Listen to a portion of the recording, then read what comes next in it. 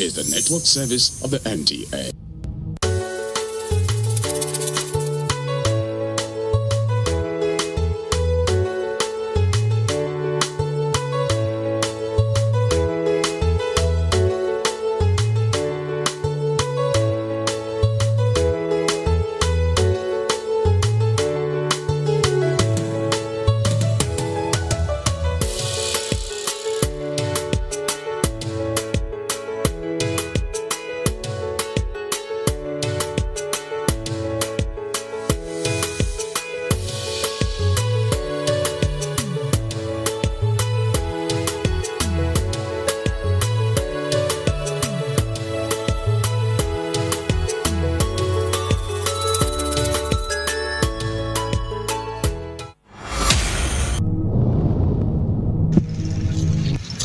In the arid lands of Sokoto State, where the sun blazed and rainfall is scarce, a quiet agricultural revolution is taking root.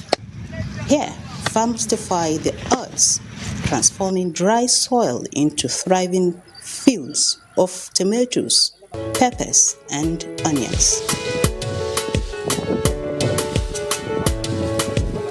These crops are carefully chosen for resilience. Tomatoes grow rapidly but demand precise watering. Peppers endure the intense heat, yielding steadily over time. When you look at mostly these vegetables we are talking about are cold season crops. Normally, mostly when you look at tomato, onion, cabbage, and maybe carrot, let's say, or garden egg, they are called season crop. They are mainly cultivated during Harmattan season because that provides a good and favorable environmental condition for their cultivation. And when you look around, maybe if this visit is done maybe a few months back, you will see that the whole of this Fadama will be full of vegetable crops ranging from tomato and the rest of them. But you can see now that the last one to be harvested now is the onion. You can see farmers are busy harvesting onion here and there.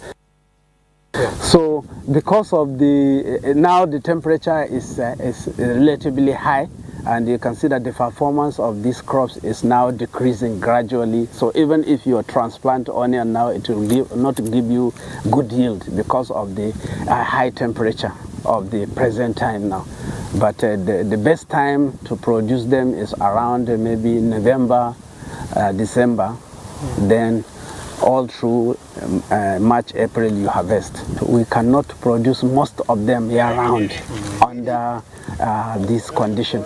And maybe if you look at it now, most of them are not also flood-tolerant crops. So in the maybe in the next 2-3 months, rainy season will start, and most of them cannot thrive under that condition because the Fadama will get flooded at a certain time, and they will not thrive well under that condition. Onions, well adapted to dry conditions, produce firm, high-quality bulbs and dominate local markets. There's one beautiful thing about them is they are all rich in antioxidants. And they are rich in antioxidants. Some of them they are all high in fiber.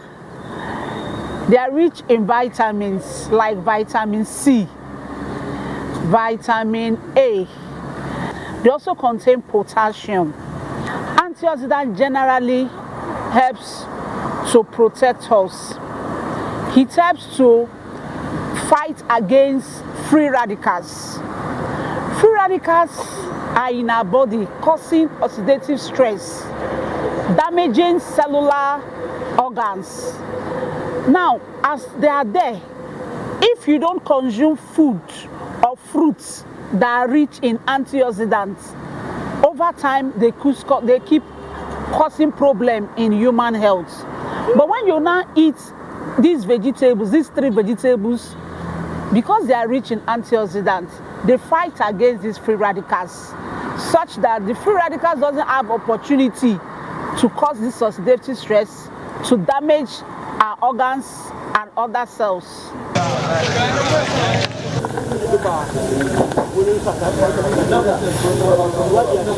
For thousands of families, vegetable farming is more than an occupation. It is a lifeline. Especially during the dry season, it provides vital income and sustains entire community.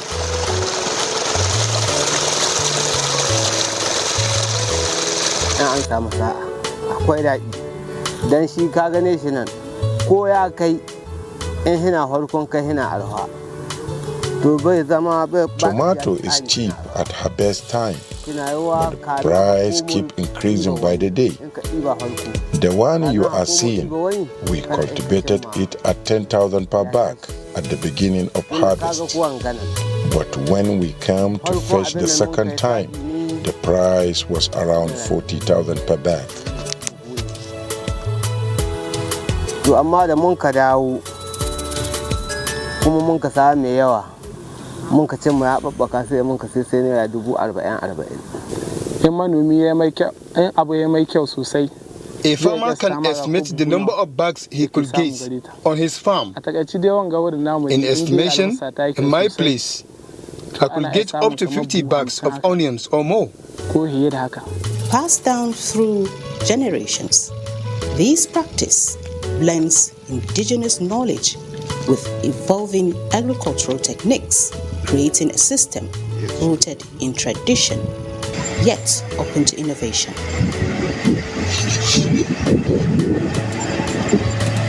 Agricultural experts believe Sokoto State holds immense potential for large-scale vegetable production. With vast arable land and favorable climate conditions, the region could play a critical role in strengthening Nigeria's food security. We have a vast arable land that is suitable for this kind of crops production. As you can see that the floodplains we have around Sokoto here, the Fadama soil, is very much suitable for the production of this type of crops. So potentially Sokoto is among the frontliners as far as vegetable production is concerned. Well, the Sokoto State is blessed with abundant agricultural land and particularly good soils that are suitable for the cultivation of vegetable crops. More especially the floodplains of Sokoto Rima Valley, they are largely loamy soils that support a lot of agricultural activity, and these soils are good in water retention, they are good in nutrient retention, and they are very good for supporting crops like vegetables, onion, pepper, carrots, and a lot of other crops. The soils are very good for that, and farmers are very smart. They identify these good soils and they cultivate and get very good yields from these soils almost on an annual basis. Yet the journey is far from easy. Water scarcity continues to limit irrigation. Pests and diseases threaten both yields and quality. And the rising cost of seeds and fertilizers plays a heavy burden on farmers.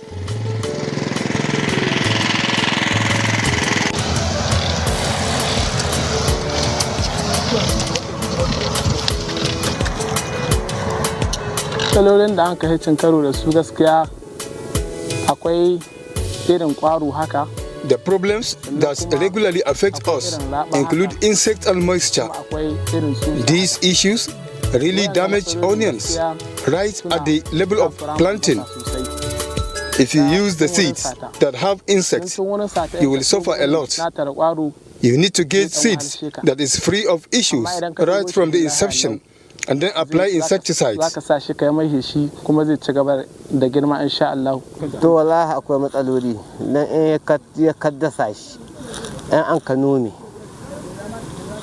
When you plant tomatoes and apply fertilizer immediately, the insects will appear. Some farmers will try to apply insecticide after every watering. This practice is believed to be safer as far as tomato cultivation is concerned. There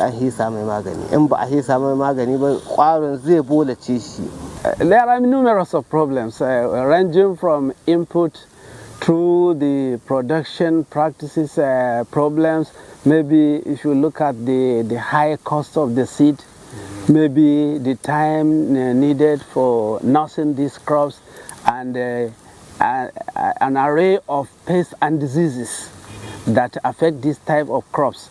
Like if you talk of onion, we have a lot of, like this season, farmers really suffered from serious fungal infection, that is the blight. Local farmers call it raba, but typically people observed that this year there was no, the cold season or the Harmattan season is not as it used to be.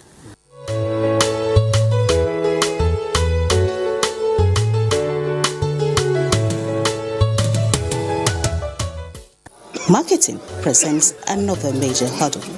At peak harvest, markets are flooded with produce, forcing prices to plummet.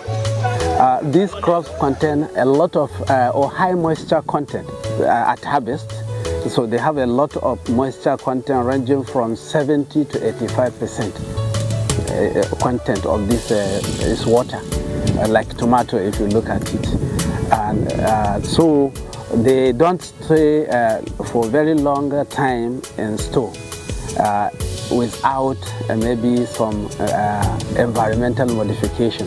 So that's why they are called perishables, because they perish easily, they spoil quickly, they deteriorate in quality easily and quickly under a natural environmental condition. So if you want to prolong their life, shelf life, I mean, you will have to devise some means and techniques of prolonging their lives, maybe through other means of environmental modifications. With limited storage and highly perishable crops, farmers are often compelled to sell quickly, sometimes at a loss to avoid total waste.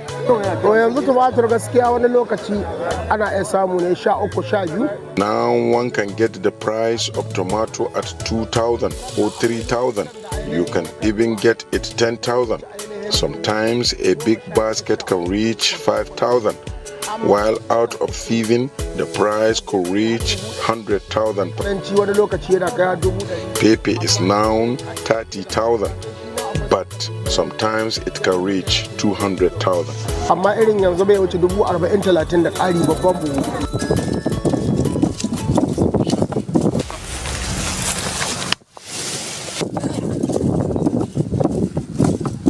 To cope, farmers rely on traditional preservation methods. Onions are stored in ventilated structures made from thatch and mud to reduce moisture. Our storage facility can contain 10 to 12 bags comfortably.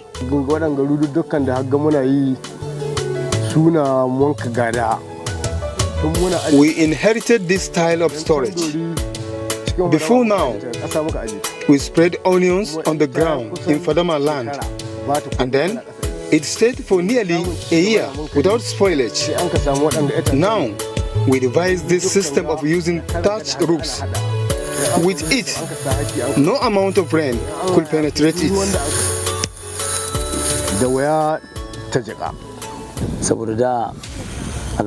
In those days, when you cultivate onion, you don't have option but sold it at 15,000 or 20,000. But we once sold even at 250,000 when we store it. Now we buy at 40,000 to keep, especially because buyers from outside the country have not started coming. In recent years, we have seen onions have been exported to Ghana and some West African countries because the produce is mass that we cannot take care. I mean, it's more than the requirement of this country. Particularly, you see trucks going to Ghana almost on a daily basis, carrying large consignment of tomato, large consignment of onion, because we produce more than what we require. And this is because the soils are good, and the farmers are also adopted to very good practices, particularly the use of organic manure to boost the fertility levels of the soils, And they are also using agrochemicals which might have some detrimental effect, but largely they are getting good yield from the production they are doing.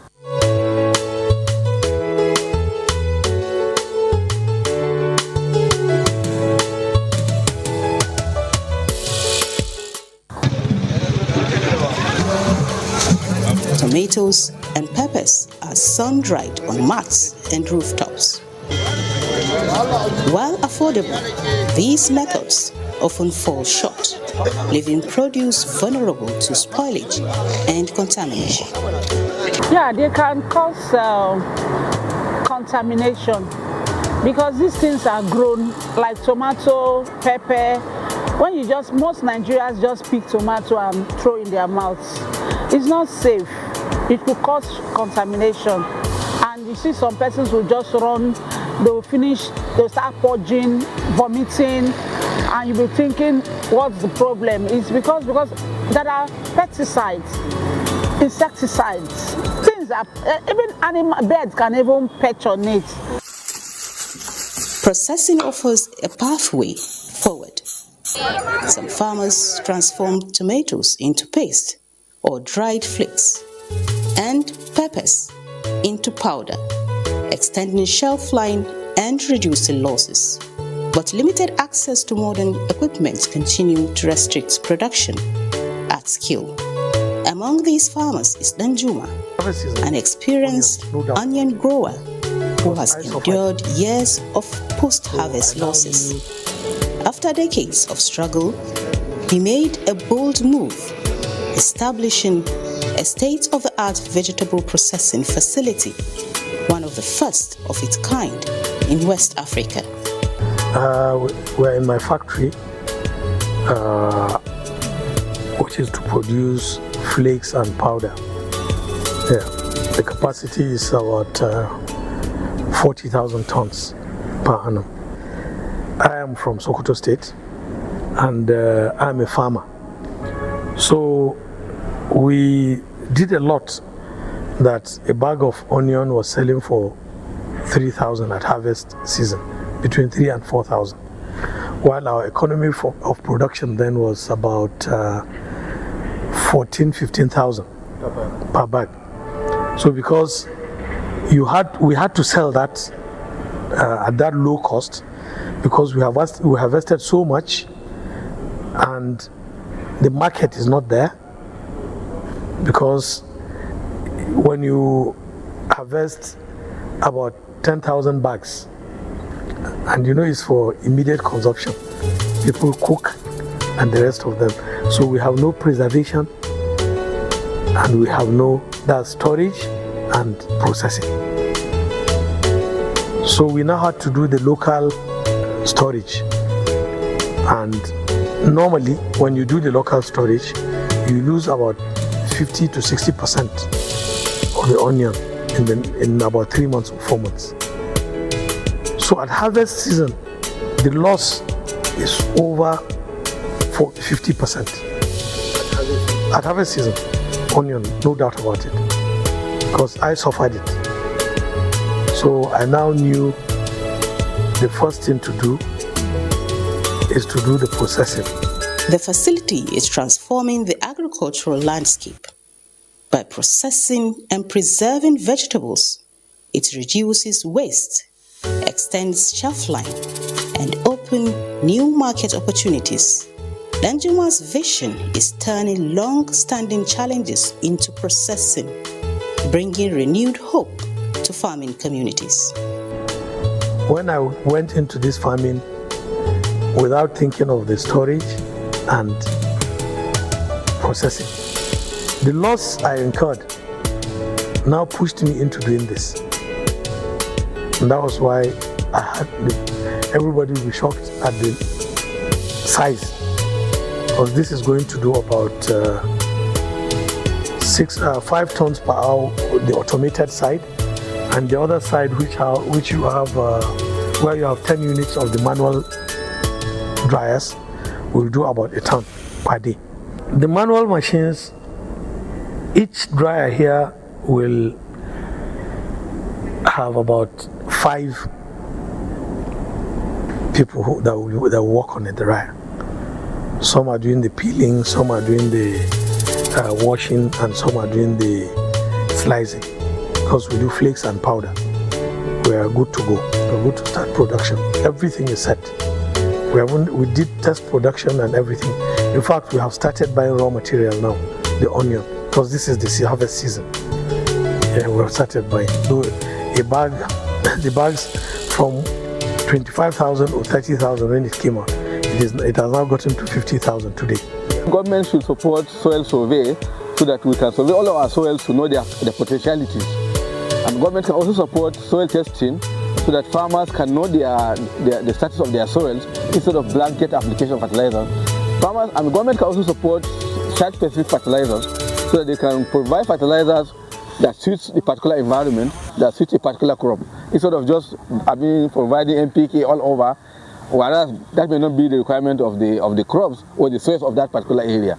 Despite the challenges, farmers in Sokoto State remain resilient.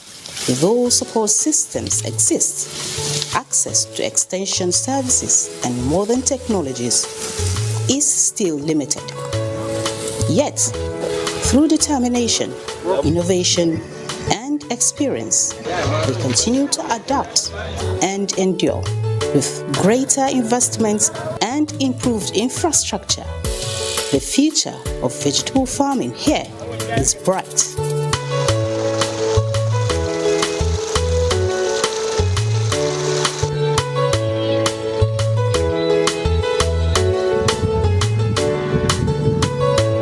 These farmers are not only feeding their communities, they are shaping a more secure and sustainable future for Nigeria.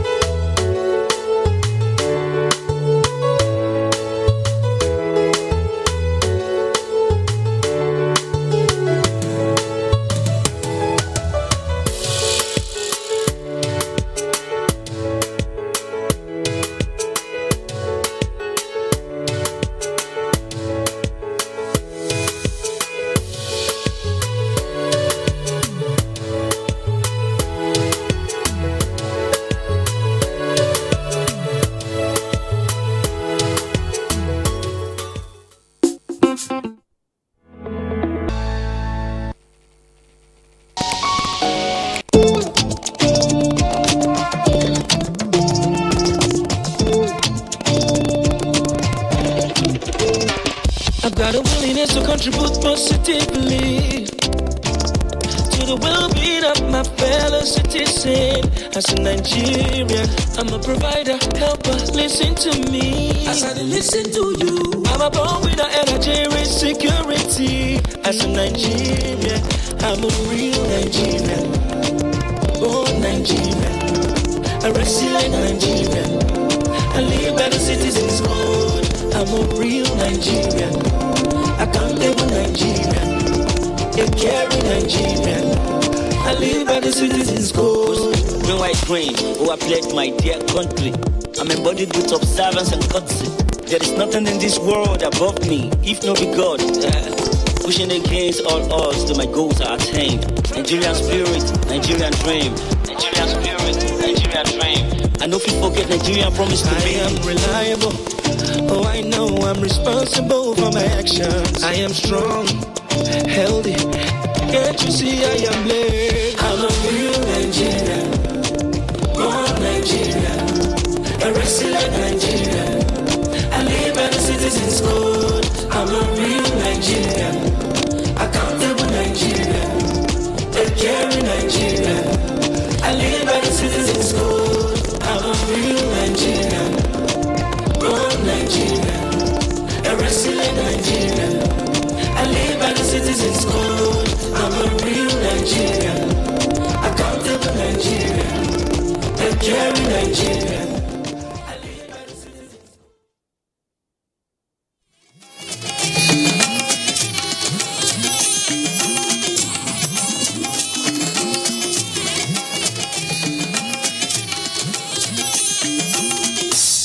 This is the network service of the NTA.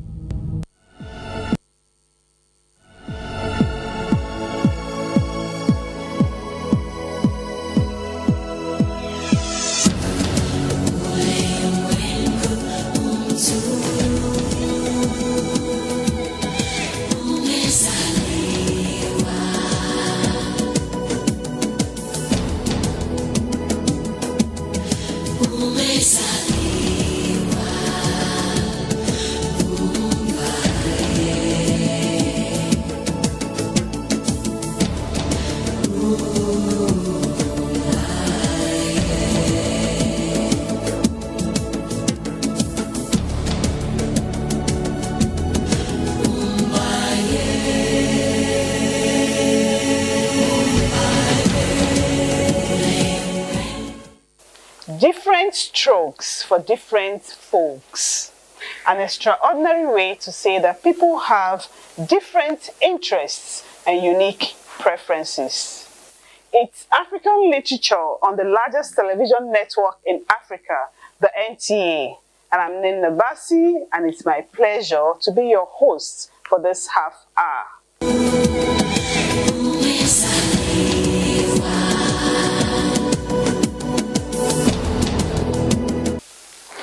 This edition will take a look at the uniqueness of individuals and the choices they make. Stay with us.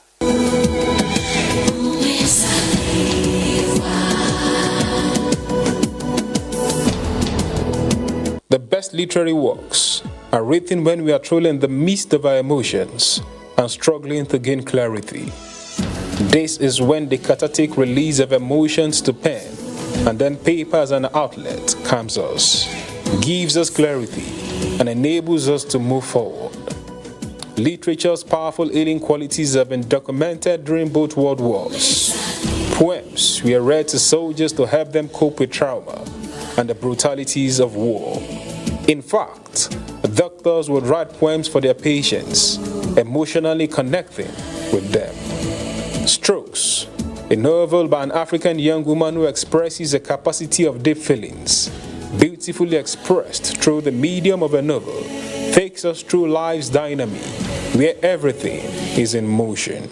I just wanted to tell a story around the evolution of women, and I chose a narrative around career path, widowhood, spinsterhood, raising a young family, especially one with special needs children. So those are the kinds of storylines that I have picked up here and there in the book. The choice of the title and cover design of the piece is explained. Title of my book, Strokes, is influenced by the popular English saying, different strokes for different folks. The main characters, two sisters, NTA and Adia, they grew up in the same home, their lives turned out so differently. That was the major influence behind the title. Also, I'm a lover of art, and I wanted the book to be something beautiful that people would like to look at and even entice them to read it. So brush strokes started to play on my mind, and then we walked through that and finally got my son to design this. That's why you see splashes of paint, that they're strokes of a brush, but also depicting how different our lives are. The story of the Strokes revolves around two major characters, NTA and Adia. Adia and NTA, growing up in West Africa, particularly Nigeria. Their parents are the typical African parents. They have certain expectations when certain things should happen in your life, when you should get married, when you should go to university, where you should marry from, where you want to take a job. Back then was an important decision that the family made together. So I started to deconstruct a few of these cultural assumptions based on the choices that the sisters started to make. So for instance, they grew up in a religious home and they read the Bible and they came to believe what they read.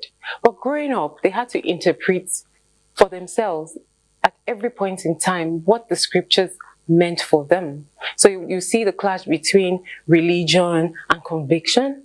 and just a dot of history here and there. My aim was to get young readers to be curious about Nigerian history. So when you pick up this book, which is rated 7+ on Amazon, and you read through, you're captured by the narrative, and then you get hints of things that were in your country's past. I believe and I hope that they will ask more questions or consult Google. Winifred employs the storytelling technique and simple English language in communicating her thoughts to readers. So I've used the narrative style, storytelling at its best, because as Africans we're storytellers. Under the moonlight, we tell stories. And I felt like, okay, I've come of age to tell my own story, so I employed that technique. It's like a gisting with friends, and basically a bit of flashback to bring in their parents' experiences, relatable characters, simple English, laced with African humor. Themes such as widowhood, choices we make as humans, sexual abuse, motherhood, among others, are discussed in the novel. Core of the book was widowhood. Yes. It's a difficult conversation to have in any setting. Yes, I was personally inspired to write about widowhood because my mom became a widow at 36 when I was 15. And I saw how events around that loss shaped my life, the life of my siblings, my perception on good and bad, and who's family and who's not. So that was the central theme when I drew the plan for the book. And then I realized that speaking about widowhood, you have to tell us about who she was, what was she before, and what did she become. And that kind of branched out into things like singlehood, how she was raised, what were her expectations of life, what was her core influence. That's where you see the theme of religion versus consciousness. And then I also threw light on difficult choices in sense of how do I weave my way through life when things are not working my way. I'll give an example. The older sister wanted to marry from a certain tribe, and mom and dad were like, no, we don't do this. Yeah, you're not allowed to do this. Just forget about it. These are the people that caused our problems as a tribe. And then she had to fall back. She became depressed because she's human. But in the midst of that depression, she found the will to rise up and move ahead. The piece extols communal lifestyle of Africans. When I lived overseas, I felt lost. I felt all alone.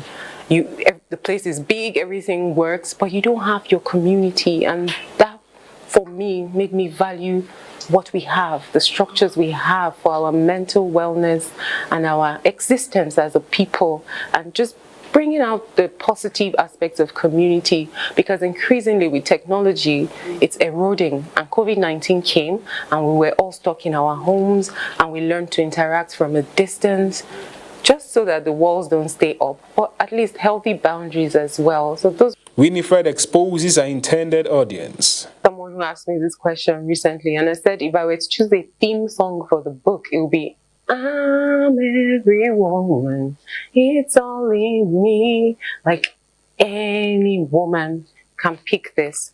But my main target, if I'm being completely honest, is younger women. Before you get to the stage of trying to find yourself, read something humorous that touches on things that are coming ahead of you. Be more forgiving of yourself. So that age range between 7 and 18 are my major target audience. The novel is couched in beautiful imagery, metaphor, and the African humorous way of conversation, known as gist. In terms of literary devices that I used a lot of imagery. So I painted pictures of scenes, places, food, smells. For instance, I talked on the smell of rain. I talked on the smell of indigenous spices. I described scenes in a way that you would almost feel like you're watching it. Because when I read books, I try to animate them for myself. So I put my reader in my own shoes, and I was very clear on imagery. In terms of language, I used a lot of metaphors, I used a lot of simile, and I was heavy on the African humor. You know, as Africans, we have a sense of humor that transcends any mood.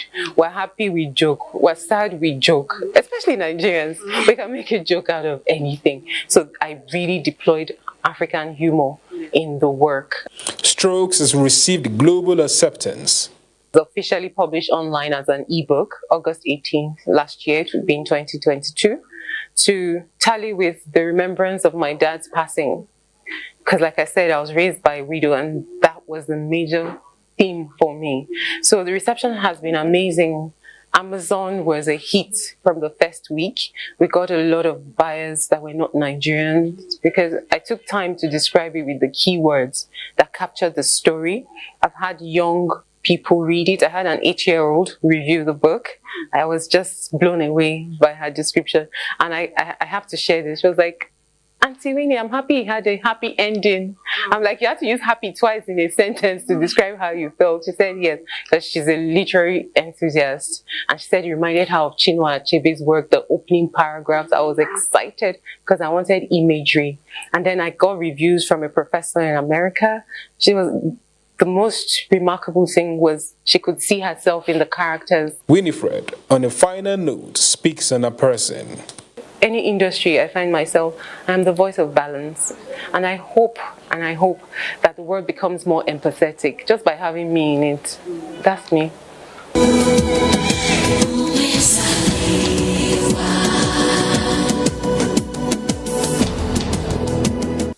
Arts Composition today takes a look at an African woman who sees writing as therapeutic and an avenue to let out the inner things of the mind.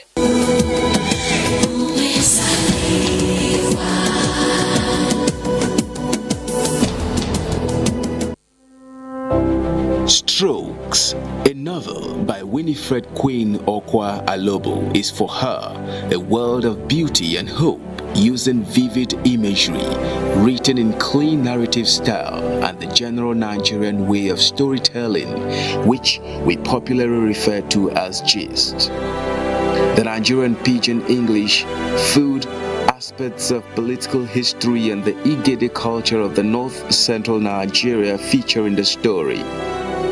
Winifred Queen Okwa Alobo is a lawyer by profession and has had a passion for writing as a medium of expression since her secondary school days.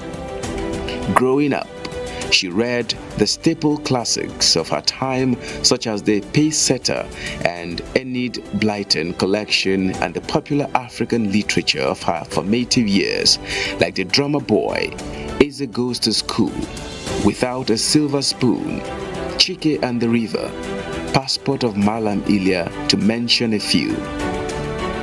Winifred enjoyed narrating the stories to her friends and siblings, developing her oratory skills which would serve her excellently in her future career choice of becoming a lawyer. She received various awards and commendations for her academic performance in English language, literature in English, and creativity in short story writing, representing her secondary school at several competitions. Winifred was born to the family of late Chief Barrister John Okbabi Alobo and Julie Orogo Ogba in Plateau Hospital, Jos Plateau State, on the 27th of January 1983. At the time, her father was a law undergraduate at the University of Jos, UniJos, and her mother worked with the Jos Metropolitan Development Board as a registry staff. She is the first of 5 children born to her parents. Most of her formative years were lived on Edo Osagi Street in the government reserved area, GRA of Edo State, southern Nigeria. She is fond of her time in Edo State, and it's no surprise that it is featured in her fiction novel, Strokes. Winifred attended the Federal Staff School, Ugbo, and moved on to secondary school at the age of 8 after passing the primary school leaving certificate in flying colors. studying law at the University of Benin at the age of 15 was a whirlwind experience. A sharp contrast from her private secondary school, and that meant growing up really fast. She got the chance to catch her breath and be at home. In her second year, Winifred auditioned and became a part of the Elsa Playhouse English and Literature Student Association. They put on stage performances of popular Nigerian plays like Wole Soyinka's The Lion and the Jewel and The Trials of Brother Jiro, and Olarotimi's Ovonrawen Nogbaisi. She enjoyed memorizing the lines and the electrifying thrill of bringing the characters to life amidst drumming, dancing, lighting effect, and cheering from the audience. She was awarded a federal government merit scholarship in her penultimate year and graduated with a second-class upper despite the tragic passing of her father and the remarkable changes that came with it. She graduated from the Nigerian Law School in 2005 and was enrolled as a barrister and solicitor of the Supreme Court of Nigeria at the age of 22. Her legal practice in Nigeria is largely corporate commercial, transaction advisory, and corporate governance. Her pro bono legal work is fueled by her passion about issues affecting women, children, and vulnerable adults. Winifred is popularly known in her circle as the mentor because of her habitual desire to talk to young people and help them align their thoughts into a coherent plan that they can start working towards. She received an award of excellence from the Enabled Woman Initiative for her commitment to inspiring young people. In recognition of her position as a thought leader of women's issues, Winifred is regularly invited to present academic papers, speak, and moderate panel discussions. In April, she presented a paper at the University of Nigeria, Nsukka, titled Sexual Harassment and People Living with Disabilities. Winifred spoke on both days of the Woody Inspiring Women's Conference on business and career leadership strategies for women and contemporary social issues hindering the complete woman, alongside other sought-after speakers. She has moderated several panel discussions, including the African School of Economics International Women's Day event in March 2023. The Brunch and Bond Business Coaching Series and school events. Winifred is primarily motivated by advocacy, community, and order. She describes herself as the voice of balance. She wants to see a more equitable world where kindness, compassion, and empathy are universal. She is married to Dr. Emmanuel Agogo and are both blessed with 2 children, Anne Onahinoye Agogo and Ohe Adahi Daniel Agogo. Her second book on communication will be released to mark her 40th year on Earth. In her own words, writing is therapeutic for me and gives me an outlet for all the muffled sounds within me.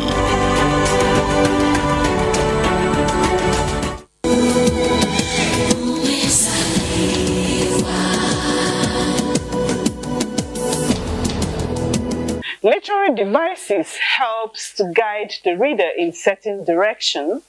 It adds color and so much more. In fact, it's a powerful tool when it comes to storytelling. Up next is one of these tools.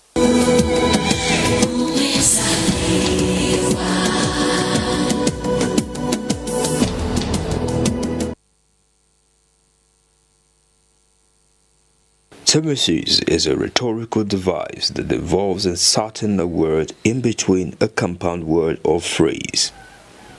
It is an interesting rhetorical device that is used usually to create humor or emphasis. The word themesis comes from the Greek, meaning to cut. It refers to an author's choice to separate a compound word by inserting another word in between the parts. This technique does not normally appear in poems and prose with formal diction. Rather, this technique is used in novels and stories, in which colloquial diction is more appropriate. It is more likely going to pop up in a dialogue as one character exclaims about an event or in attempting to emphasize their emotional reaction to someone or something else. By inserting a new word in between an already complete compound word, the speaker is not as much altering its meaning as they are making it stand out amongst the other parts of the sentence. This technique has been around for a long time. There are examples in ancient Greek works as well as in Homer's epics, the Iliad and Odyssey. There were also examples in classical Latin poetry, such as an over its metamorphoses. The device is used to create more complex visual images that would otherwise be possible with the same words. Other examples can be found in Old Norse, German, and of course English. Timesys is a word that includes another word inside it. When constructing a timesys, the speaker splits a word in order to insert another word inside it, usually in order to be humorous or to emphasize something. Some examples of a timesys are fan-freaking-tastic, some other way, 0 dark 30. Some definitions of the term timesys states that the word being split must be a compound word, although other definitions states that any word may be split in order to become a timesys. The word timesys has been in use since the 1500s. The plural form of timesys is temesys. While timesys are often used in conversations, they are rarely seen in print as this manner of speaking is informal. Importance of timesys. Timesys is used in literature for humorous or rhetorical effect, which can add surprise or emphasis to a word or sentence. It is most often used in informal or colloquial language, though often found in poetry and prose. Authors also use it to add a humorous or playful effect to their words, signaling to the readers that they are speaking in an informal or light-hearted tone. Timesys in literature and media is used to create depth and complexity for a character by adding cultural, educational, and emotional context. When used well and frequently, it can give a character a unique speech pattern. Specifically in prose, timesys is important as it clues readers to a character's upbringing simply through their use of it. Characters who use it are seen as informal, more expressive, and sometimes less educated depending on the context. On the flip side, characters who rarely use it might be more formal or reserved. In poetry, it is often used to emphasize a word or phrase, creating rhythm and rhyme. Similar to prose, timesys can also convey certain emotions, create memorable phrases, and cultivate specific tones.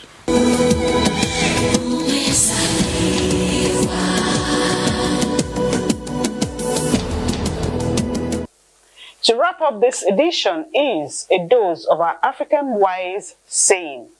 Please remember, we are great people as Africans with great culture to be proud of. Bye.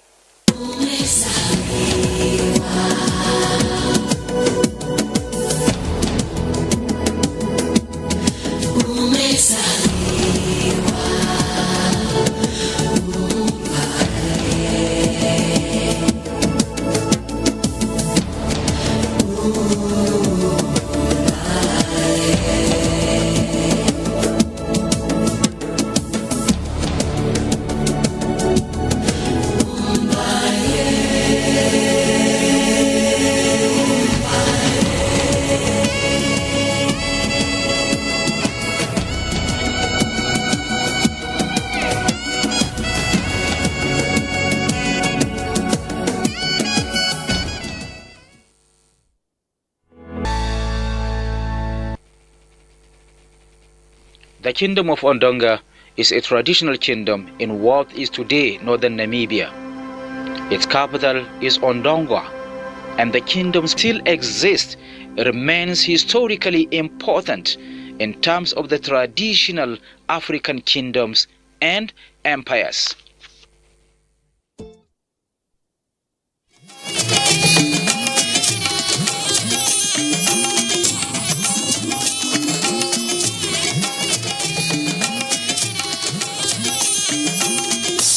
This is the network service of the NTA.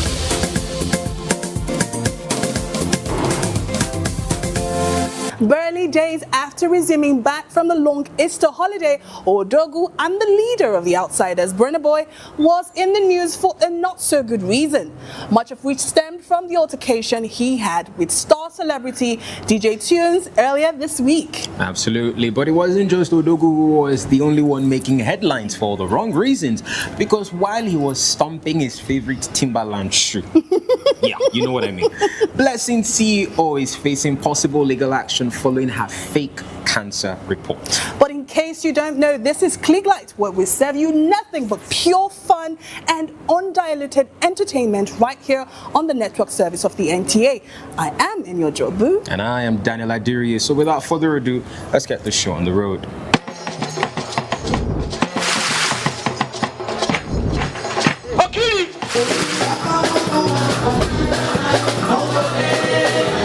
So next up, E-News. One man, one army. Ogbafia. The Nigerian DJs Association, DJAN, has announced a temporary ban on Burna Boy's music following an alleged altercation with DJ Tunes at a private event in Lagos. Eyewitness accounts indicate that a disagreement between the singer and the disc jockey escalated into a physical confrontation at a nightclub, with DJ Tunes reportedly assaulted during the incident. In a statement, the association directed DJs in Nigeria and abroad to remove Burna Boy's songs from their playlists in solidarity with DJ Tunes while an investigation is conducted. Burna Boy's management has yet to respond to the allegations.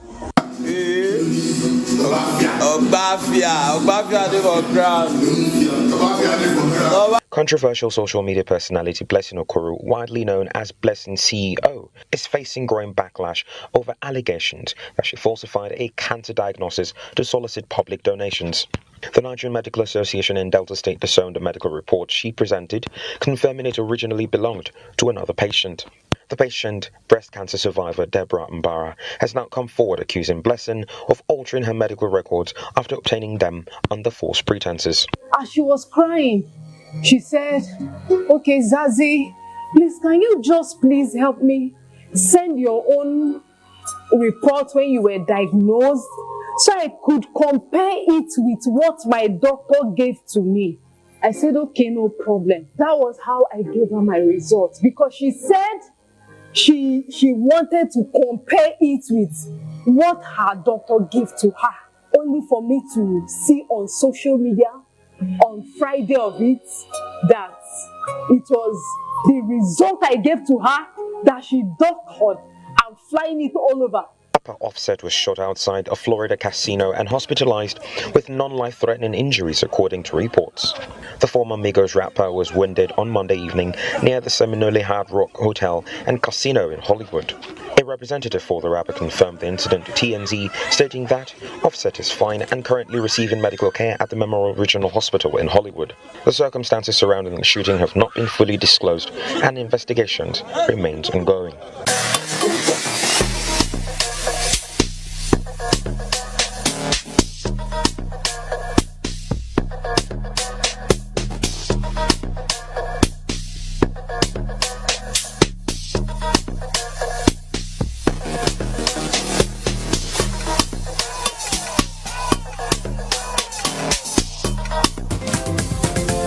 I just want to say, why didn't he exercise some form of restraint?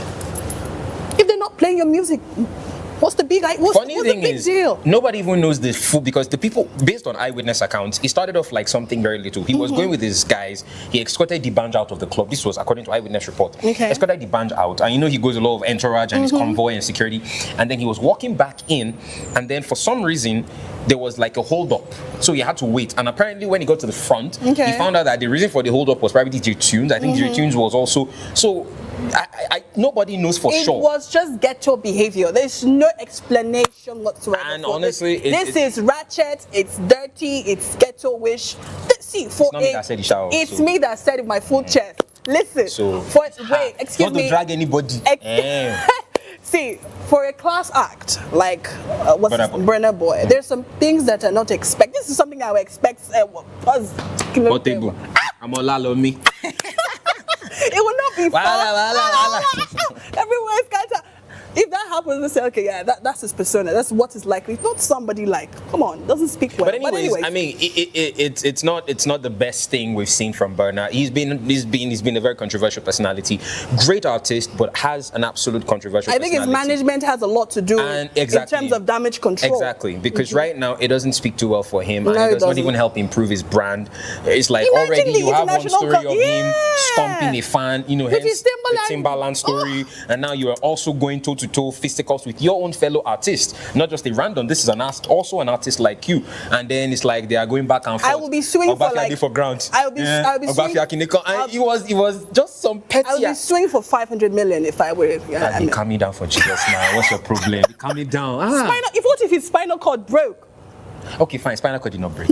Thank you for that. All right. The rich aromas of traditional Ibira cuisine fill the air in Abuja as culture and heritage took center stage at the maiden edition of the Onoko Inya Ibira Food Festival. The event brought elders and young people together, with seasoned cooks serving not just meals but stories, sharing the origins of cherished dishes and the meaning behind local ingredients and methods of preparations. Beyond the food, the festival showcased deep insights into Ibira identity, aimed at reconnecting younger generations with their roots. Ibrahim Bello Gunda captured the sights and sounds of this event. Traditional food festivals are becoming a powerful way to reconnect younger generations with their cultural identity.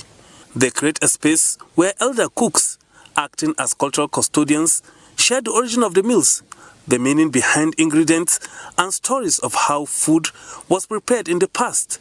This was exactly what played out during the maiden edition of the Onoko Inya Ibra Food Festival, where the cultural heritage of the Ibra people was preserved through the rich taste of traditional cuisines. If we can be doing this, regularly, so that they can be teaching their children how to eat the native food, not just on the one cooked, even the raw ones. After this, we are online. We have a platform that you can order. You can be in your house, you can be in your house and still feel as if you are in the village. As in, you eat food, you order the kind of food, the native food you want. The unveiling of the various traditional delicacies was a highlight of the event, with elders explaining the origins of the dishes and discussing ways to sustain and expand the festival as a means of reconnecting younger generations with their roots. We are an Ibira kingdom, Ibira nation, so we'll take it even abroad, all over the world. We'll take it so far, in as far we are alive. is an extension of giving it, passing it to our children, our grandchildren, so that they can know what our traditional food is. This should just be the beginning of it. This should not be the end. Let us here resolve now, here and now, to support this initiative. And by promoting it, we have also offered some useful advice on how they should sustain it, so that we know where they are, what they do, and we encourage people to patronize them. Are you sure I love imagine?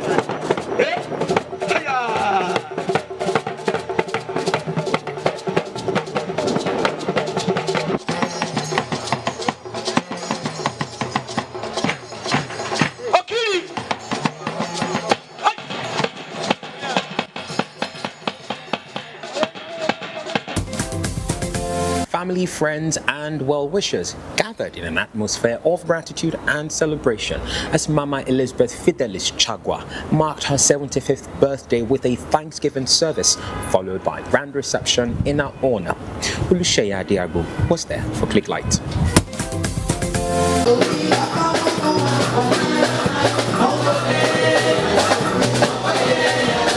For 75 years, Mama Elizabeth Fidelis Chagwa has lived a life rooted in faith, family, and service, a legacy now being celebrated by generations whose lives she has touched. The celebration opened with a Thanksgiving service at the Church of the 12 Apostles in Abuja, offering a moment of reflection and gratitude for a life marked by grace and purpose.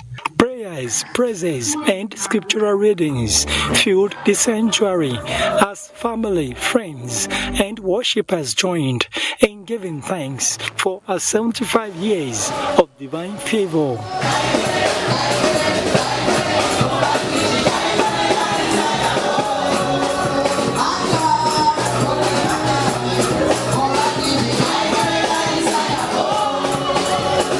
Without God, of course, she wouldn't have made it thus far. So this celebration is it's a thing of joy, a thing of gratitude to God. And all those who celebrate with her, it is my prayer that they also tap from this gift of longevity that God has given to her. We came to rejoice with her. And most importantly, Mama is working on her 2 feet. All the senses are perfectly working. So this is something that calls for celebration. 75 years is not a joke. And we are happy for our mother, Adia, for reaching that milestone age of 75 years. And we wish her happy birthday, happy returns, and wishing her good health of body and mind.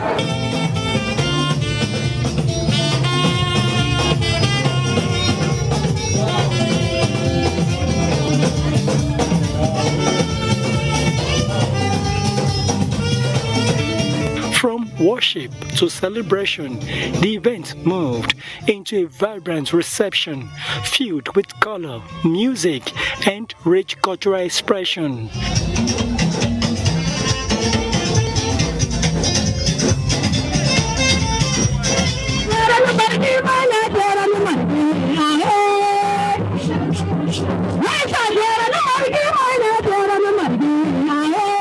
Guests traveled from far and near, including Adamawa State, our place of origin, reflecting strong ties of heritage and community.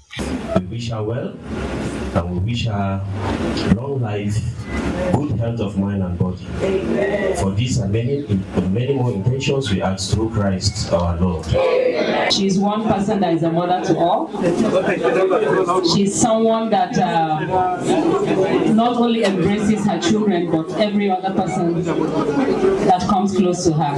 It is a big deal to me because this is a woman who did not have opportunity to acquire Western education, but she encouraged all her children to go to school, and all of us, we became graduates.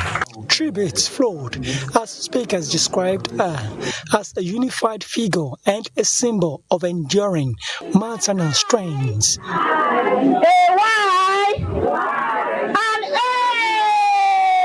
Happy birthday, Mama!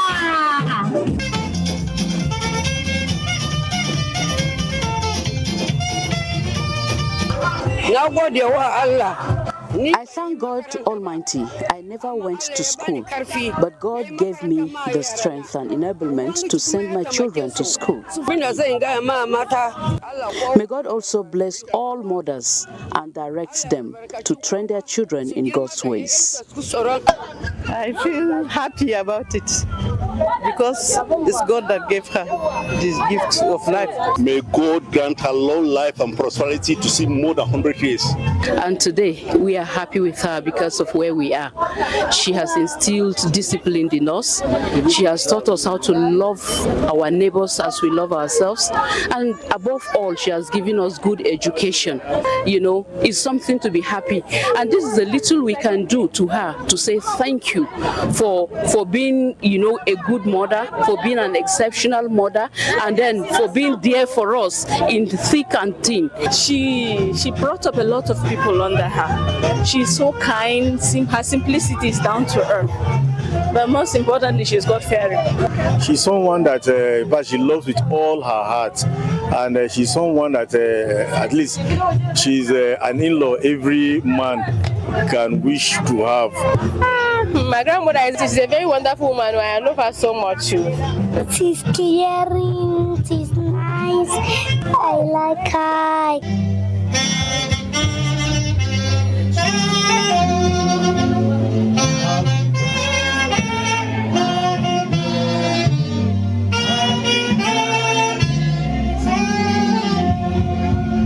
From Adamawa State to Abuja, from family cycles to professional networks, Mama Chagwa's life serves as a reminder that true greatness is measured by the lives uplifted along the way. This next one is a true life story of how a girl gave up her dreams to raise her siblings, and unfortunately her sacrifices were never appreciated. And we had a sit down with Blessing, who did a review of the movie Monica, which was produced by Uche Montana. Hi guys, my name is Effa Blessing and I'm here to do a movie review on the movie Monica by Uche Montana. Monica, again, you're not happy as you said in the market when it's come back? See, Mommy, I don't like how Uncle Zo is always touching me and calling me his wife. So now you've been wife? No. Monica now play. I don't like it though. Monica, take a easy. To the verse. Everything for you now. Vex.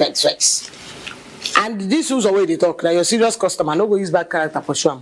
I think Monica, she was a victim. But there are also instances she should be held responsible for her actions. Like, for instance, now, in the scene where her mom saw her with Pascal, she should have stepped up and been more responsible by saying that she loved Pascal and she wanted to be with him and marry him. But instead, she allowed herself to be swayed by her mom and her sister, you know, and everything, and just decided to dump Pascal straight away. Then, in cases where I feel she was a victim was where her responsibility towards her siblings, like her taking care of them, taking them to school, taking care of them, and her neglecting herself, which was due to the fact that her mom stopped her from pursuing her WAEC and her JAMB and instead bringing more focus to her siblings. That's Chika and Bobo. Are you sure? Can help you, just show me. No, it's fine. It's fine. Okay, well, if you need me, just ask me, yeah? Yeah, sure. Okay. Someone that no fish says too wants to help you with WAEC. Okay. You're disturbing me, you're distracting me. I don't like this. What I would have done differently. Well, the money that, let's say, the money that Monica, she collected from Pascal for the sewing machine, I would have not given it to my mom, honestly. I would have kept it for myself, bought my sewing machine, resources, the money I would get from making clothes, you know, I would use that to send myself to school. I think that's what I would have done differently, and I would try not to, you know, to be too like emotionally bonded, like just putting myself in everybody's business. For instance, she put herself in Bobo's business. Bobo, that's her brother. He got a girl pregnant. That's his girlfriend, and Bobo, funny enough, he didn't even have money to go and do the traditional rites to fully claim his girlfriend as a wife. But instead, Monica, she just put herself in the situation. She's like, okay, she's going to get the money, and at the end of the day, both of them treated her with like the utmost disrespect. His wife didn't want her around or anything. So yeah, that's what I would have done differently. Mommy, you told me not to marry Pascal. You told me that he had bad intentions for me. You told me that I was running away from my family responsibility. Monica, you don't do. You don't do. You go beat me. Okay, so you won't beat me. Messages that I took for myself is that self-love is important. I also took for myself that as a lady you should have like goals and achievements, and I also took for myself that as a firstborn daughter, it's your duty to be a responsible person, but don't neglect yourself along the line. Also, what I also got from the movie is that I think African parents should stop limiting their children. Like there are some children in some households who just be like, okay, this one has more potential. This child, I don't think she's this. I think African parents, they should stop putting those beliefs on their children. You know, especially that term, black sheep. This is the black sheep of the family, or this child is, you know. So I feel they should stop doing that to their kids. My daughter, I am glad you are my own. I am sad you are leaving. It shall be well with you. You shall prosper. Your good will not kill you. Go in peace. Okay, I'll give you a 10 over 10. Okay, so off camera, you were going off about this, like, because what did they pepper it's me? like you had a almost personal thing about, you know, and I mean, for firstborn daughters, I know this movie will definitely hit hard and hit home. Yes. But what would be your general review in very just nutshell about the movie? Well, since you're asking me, I will gladly tell you. Yes. She took a lot. She endured. Over-endured. She endured. I expected this lady to walk away a few times. I was like, nah, I'm done. I'm moving out. I'm gone. But I think that's where the concept of loyalty comes in. Whether it's good, bad, or ugly, she wanted to be loyal to her family, her blood. At the point where her sister was caught using, she saw her sister using an iPhone 17. Yeah, and nobody could explain how she got it. And the mother was like, Up until the point where she snatched her boyfriend, or should I say love you see of her that life. snatching part, eh? Mm-hmm. Oh, it pained me, because you know why? I don't think that the sister would have wanted to be with her man if the man didn't come back from Canada. in an SUV. You get the point. And she was now flaunting herself. That's it. So it's just, I know, just, you know. No, hold on. If I were the sister, if I were the sister, I will forgive you. Anyone blow. I will forgive you. No, wait, we'll beg each other here. If I was the sister, I will forgive you for the sake of my eternal life and peace, but I will never talk to you, because that's the height of betrayal. The sister, when you see her when she was assisting them with their homework, and then later and that happened. I was like, how will I expect a dropout to come and be assisting me? That one pinched me. I was like, me, he pinched me. How do you say that in Yoruba? He pinched me. That one entered me. If I felt for Monica, like, but it's all good. It's all good. It's all good. I think we'll come back and talk about this story. Most certainly, we have to have like a part, because it's a whole lot of stuff. And shout out to Uche Montana, by the way. I cried in that movie. And Emmy was telling me that there has to be a part 2. So just in case you're looking for like script writers, she's a great writer, by the way. So trust me, you have a great writer. Where the betrayal, the Judas boyfriend, and we need to work on the Judas sister. So just send us a DM, shoot us a DM. They won't be able to have kids, Daniel. Okay, yeah, till they beg the sister.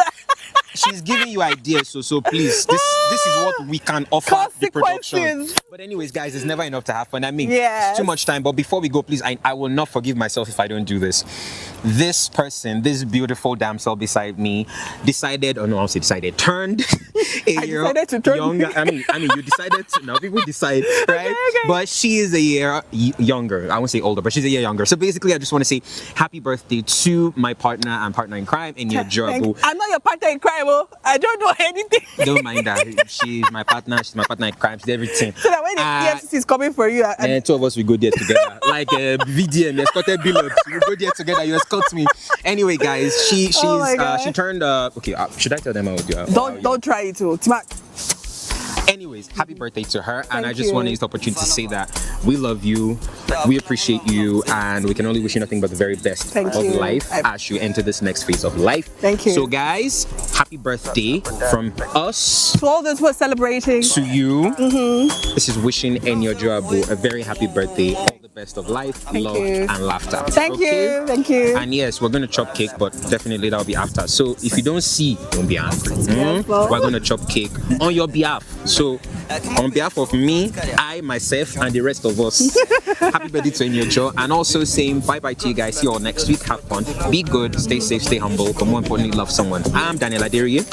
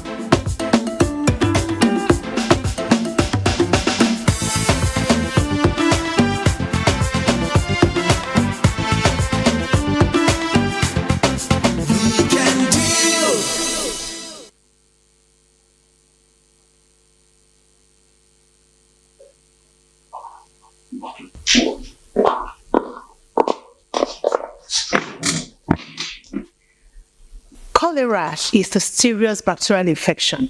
People become sick when they eat food or drink water contaminated by the bacteria Vibrio cholerae. The symptoms are severe diarrhea, dehydration, and even death if it is not properly treated. Here is how you can keep yourself and your family safe from cholera. Drink only clean, safe water at all times. Maintain excellent hand hygiene by using water and soap to wash your hands at all times, especially before you eat or after you go to the toilet. And if you don't have access to clean water when you need it, you can use alcohol-based sanitizers. Avoid eating from unhygienic food vendors. Cook your food thoroughly, and of course, wash your fruits and vegetables thoroughly before you eat them. If you or anyone you know becomes sick with diarrhea or vomiting, seek medical help immediately by going to the nearest health facility, because prompt treatment saves lives. Stay informed, stay safe, and protect our communities from cholera. This message is brought to you by the Nigerian Television Authority, NTA. Wow, look at that. Until recently, I had no idea what a pangolin was. But this thing is strong. It's a small mammal covered with scales made of keratin, just like our nails. Strong scales, man. The scales has no medicinal value, yet the demand for the scales and the meat is driving the pangolins to extinction. This one's name is Igai. and he was rescued from illegal bushmeat trade. He's going back into the wild where he belongs to keep the ant population in check. Home sweet home. Please say no to illegal bushmeat and report wildlife crime, because poaching steals from us all.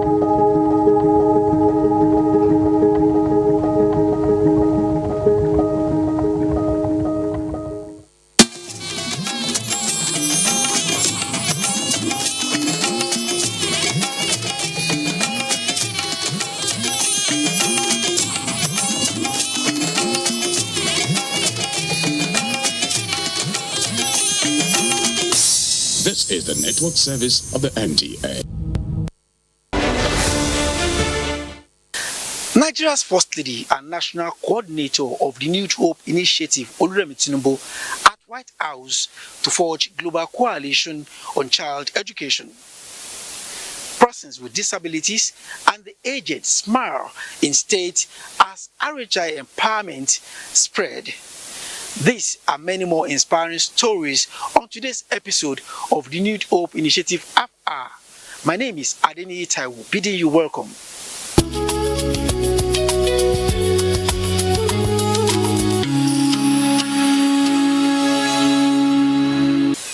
Eager to build a future where every Nigerian child is not only digitally connected, but also digitally protected and prepared to lead, Nigeria is aligning with the United States of America and 44 other nations to forge a global coalition towards advancing the well-being of children through innovation.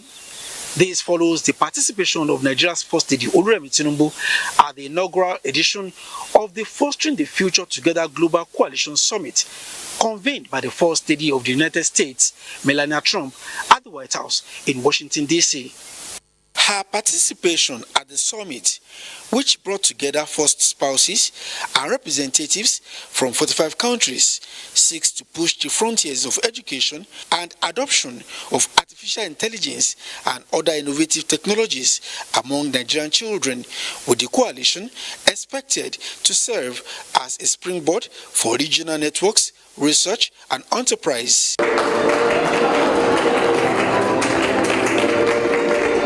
Addressing the summit, the convener, Melania Trump, notes that the world is now in the age of imagination because of artificial intelligence, and highlights the need for cross-sector partnership to cultivate the skills young people need to be successful in this rapidly evolving world. Fostering the future together is built on the theory that efficiencies derived from artificial intelligence will improve various parts of society. Your children must be prepared to ascend with fire this framework.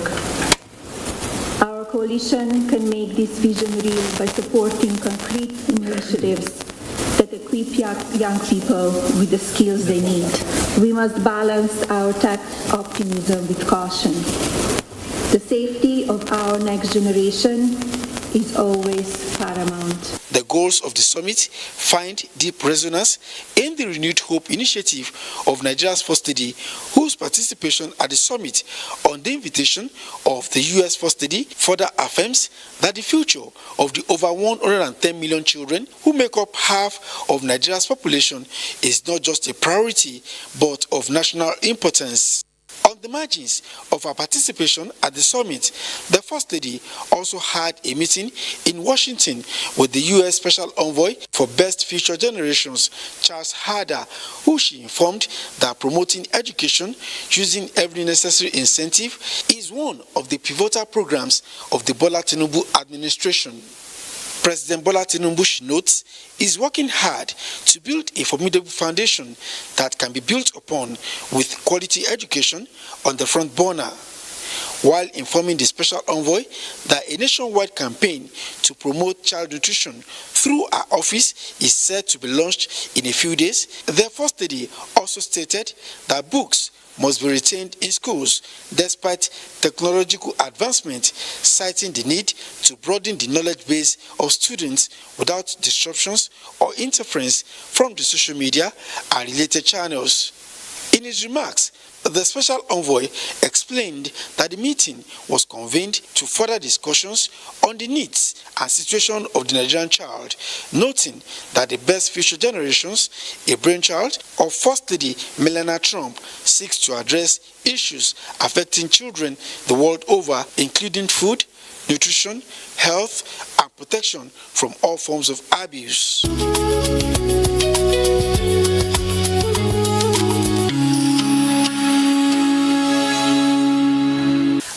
Back home, the Federal Ministry of Innovation, Science and Technology says it is exploring shared interest in youth development and women empowerment as a common ground to fast-track the implementation of a national program, Energize Commercialization Now, in collaboration with Nigeria's First Lady, Oluremi Tinubu. The Minister, Kingsley Ude, SAN, was at the villa to brief the First Lady on efforts to deliver on the national program, noting that leveraging our voice and platform is essential to achieving the presidential priority.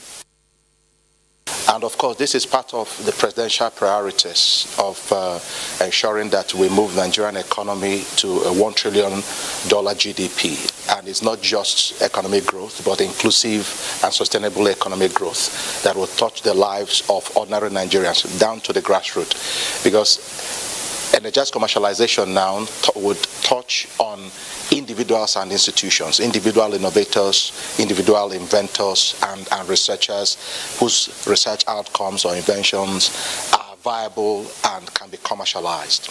And of course, as these people are touched, their families would also be touched. The mother of the nation, the First Lady, is the champion of this because, of course, this will involve the youths, the women, who the First Lady and mother continue to advocate for. So we've started going across the various states. Just last week, commissioners of innovation, science, and technology across the Federation met, and we came to align and realign the strategies because it's a nationwide program where we began to collect a lot of research, investment, market, commercial worthy inventions and research outcomes in the area of health, biotechnology, fintech, AI, and manufacturing. There are lots across various areas, and we're also partnering with other ministries and agencies like Ministry of Education, Industry, and others. Even would also extend that to health. So it's a massive program that will have impact on our citizens and on our market, because we want to move from a technology-dependent country to a technology value adding country.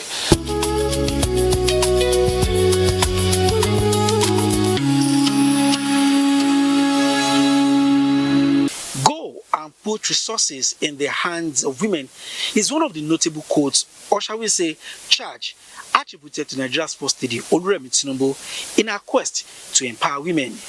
In Edo State, that charge assumed a life of its own when RHI delivered tools and other incentives to women in the agricultural sector. No farmers! No farmers! This initiative is part of the broader national agenda to strengthen the agricultural sector, promote food security, and empower our citizens.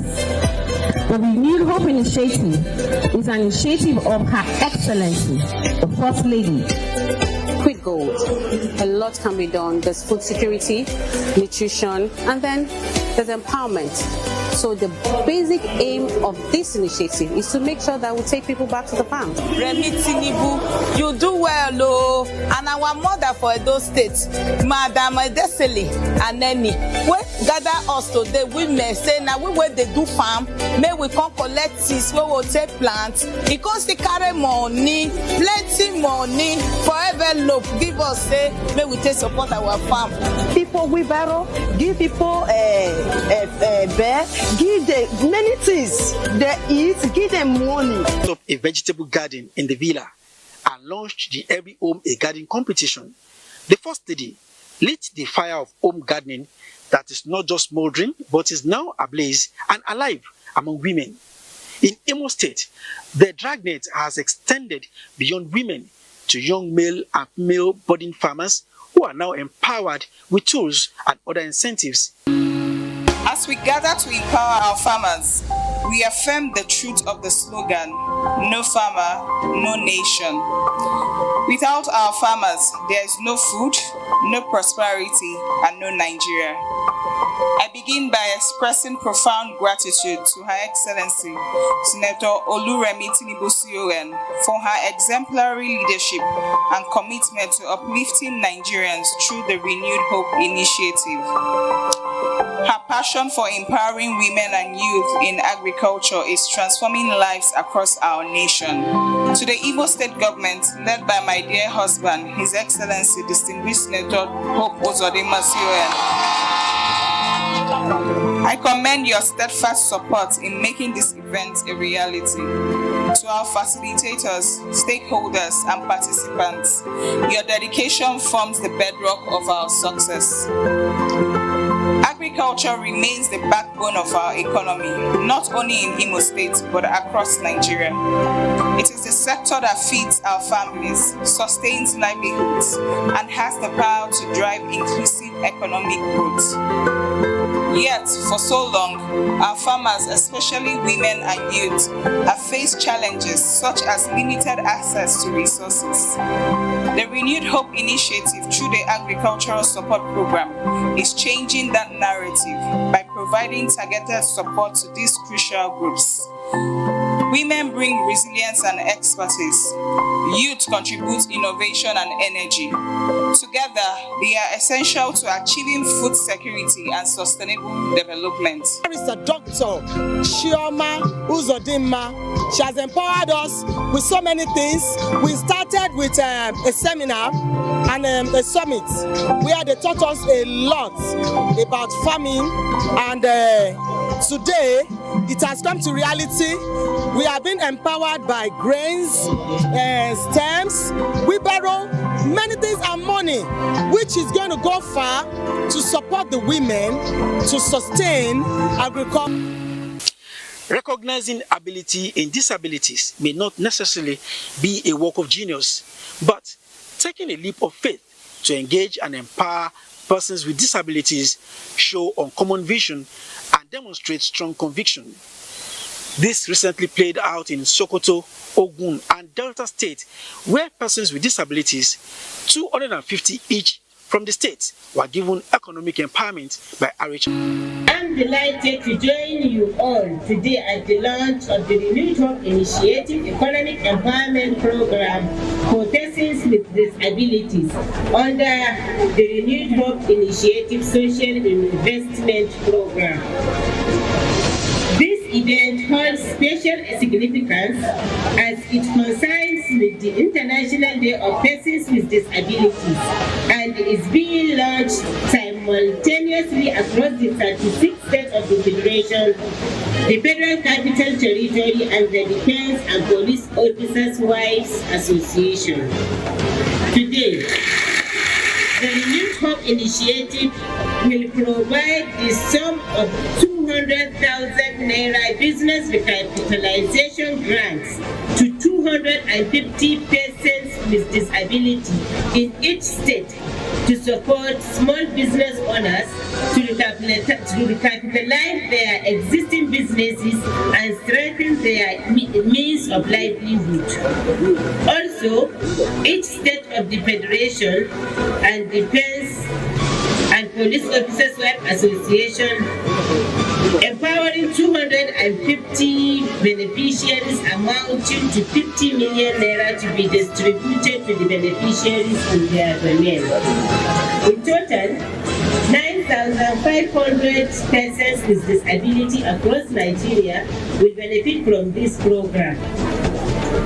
It is worth noting that over the past 2 years, the Renewed Hope Initiative has supported over 100,000 women petty traders and small business owners, including persons with disabilities, with direct financial grants to grow their businesses.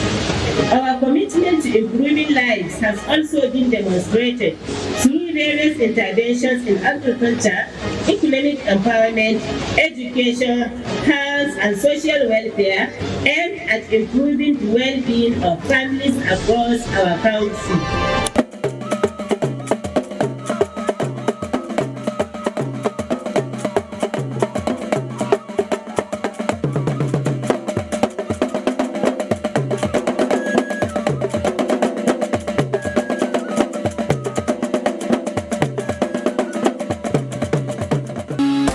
Lady of the Federal Republic of Nigeria, Her Excellency Senator Oluremi COM, at the launch of the Renewed Hope Initiative Economic Empowerment Program for persons with disabilities in commemoration of the International Day of Persons with Disabilities held in Abuja, Wednesday, the 3rd of December 2025.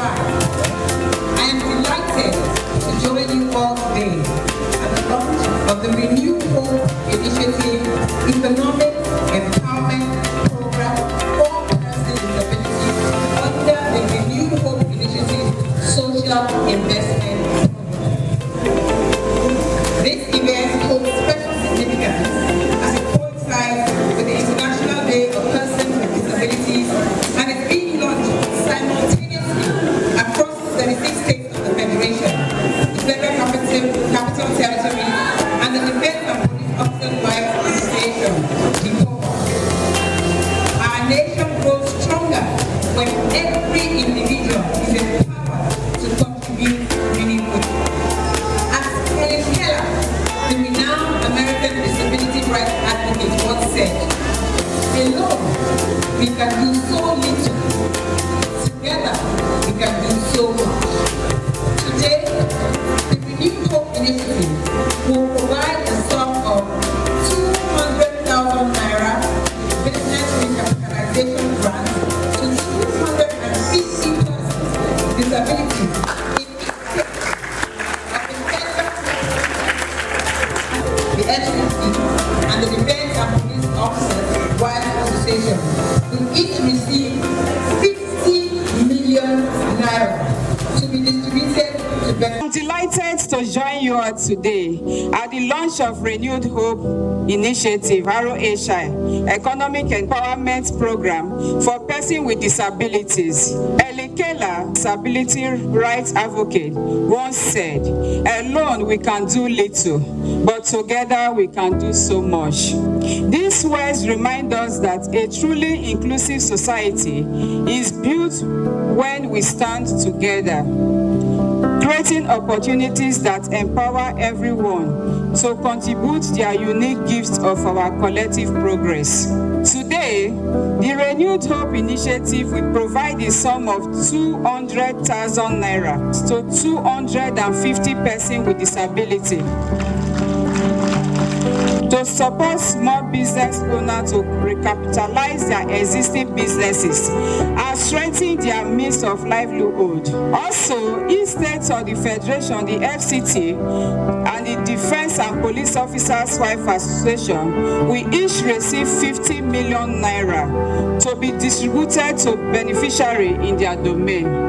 We remain committed to doing even more to uplift lives and bring hope to those in need. To all our beneficiaries, I encourage you all to make good use of this opportunity. Let it be a seed that will grow into something greater, a business that sustains you and your family.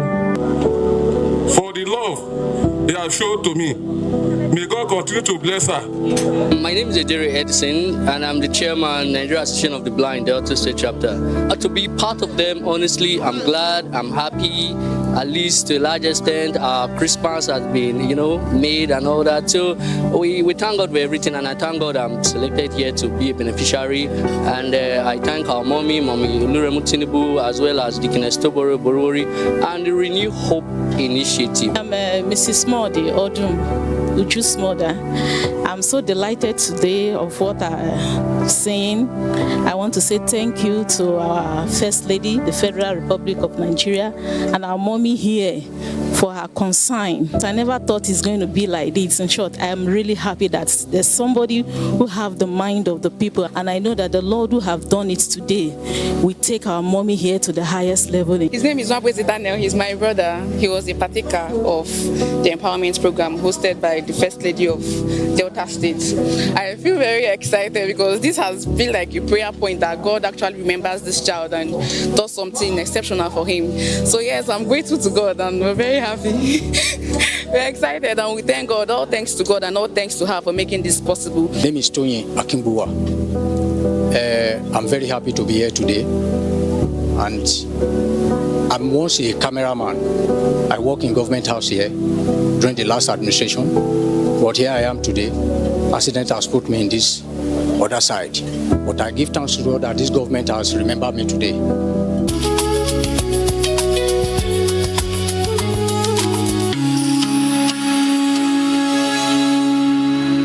Let's now head over to Cross River State, where another cohort of 250 senior citizens joined the League of Beneficiaries in the RHI Elderly Support Scheme 3.0. I am delighted to join you today at the third edition of the Renewed Hope Initiative Elderly Support Scheme with the theme Finding Joy in Old Age. This social investment program embodies our ongoing efforts to ensure that our elderly citizens live with dignity and joy in a nation that genuinely cares for its own. Since the inception of this administration in 2023, the Renewed Hope Initiative has made it a tradition to celebrate our elderly citizens every December in recognition of their invaluable contributions to nation building. Through this scheme, we have continued to express our gratitude and care for the men and women who have labored to build the Nigeria that we are all proud of today.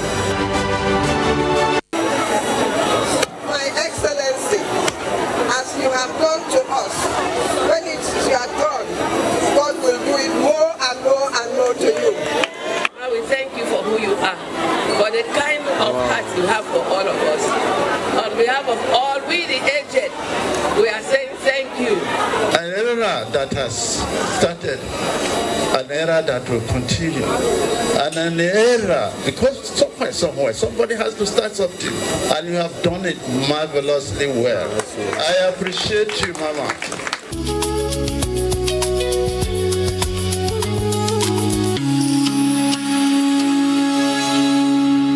And that's Renewed Hope Initiative App for this week. More inspiring stories will come your way next week.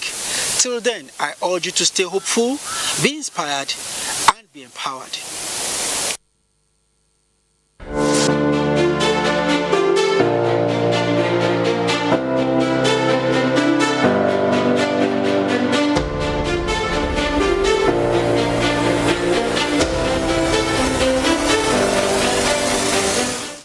The mosaic of so piece together your time wisely.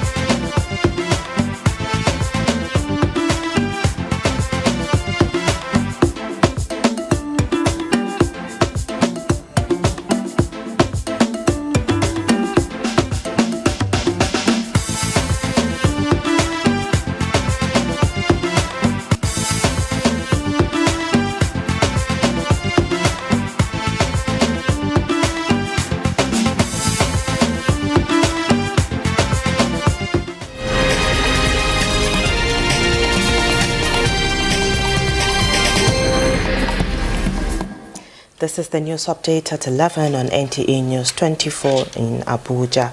My name is Frama Panyi, and thank you for joining us.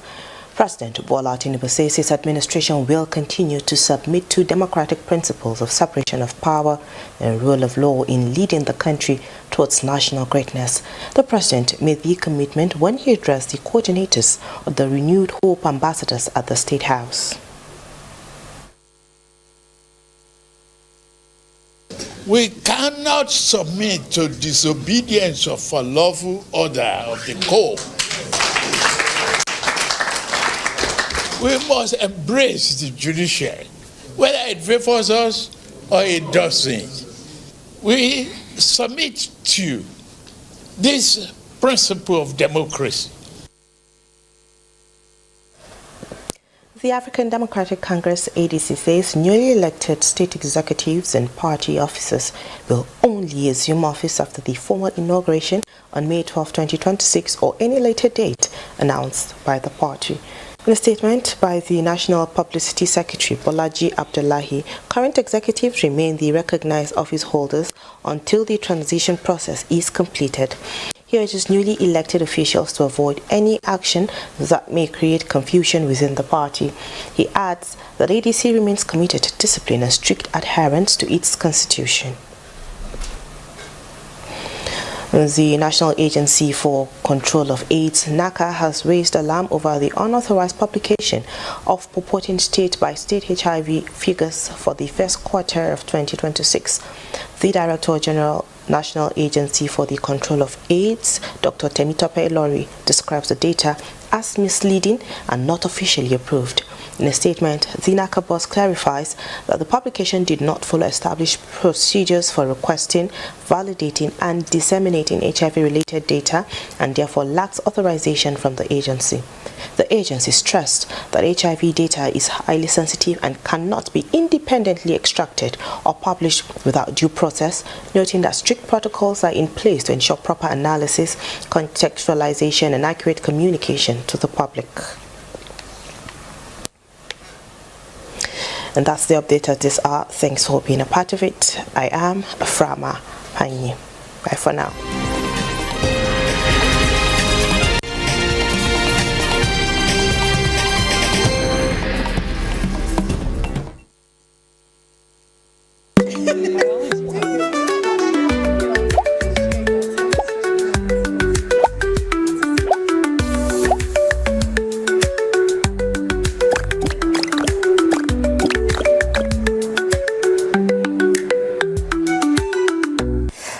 And welcome to Conversation Podcast on NTA, a program where ideas meet reality and, of course, conversations shape perspective. My name is Liz.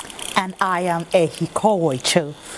Today we are diving into something that's actually shaping our lives, even if you don't know it yet. We are talking about artificial intelligence, AI. Yes. We call it AI. Incidentally, a lot of us do not even know the real name anymore. And whether or not we like it or we admit it, it's actually permeating all aspects of our living. And it leaves me with a question on the tip of my lips, asking, is it the greatest blessing to humanity, or is it a ticking, tick, tick, tock, tock, time bomb? Well, I also want to know, is it helping us grow, or is it slowly replacing us? And it's scary, Ko. It is scary. I feel you. It is scary, yes. And AI, a blessing or a curse? We intend to find out today. I need to know, seriously, and I know that you need to know, particularly, how do we embrace it? How do we make AI, begin to do the jobs we think it should be doing? That is serving us. And we have somebody in the house, but just before we bring her in, she's still rubbing her pancake anyway. Let's get to find out who is AI, what is AI.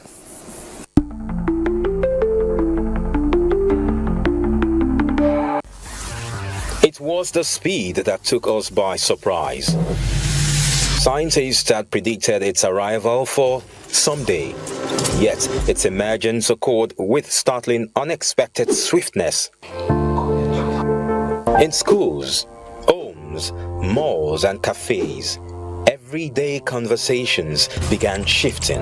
It was the day before school was about to resume, and I was so hectic. I was so panicked.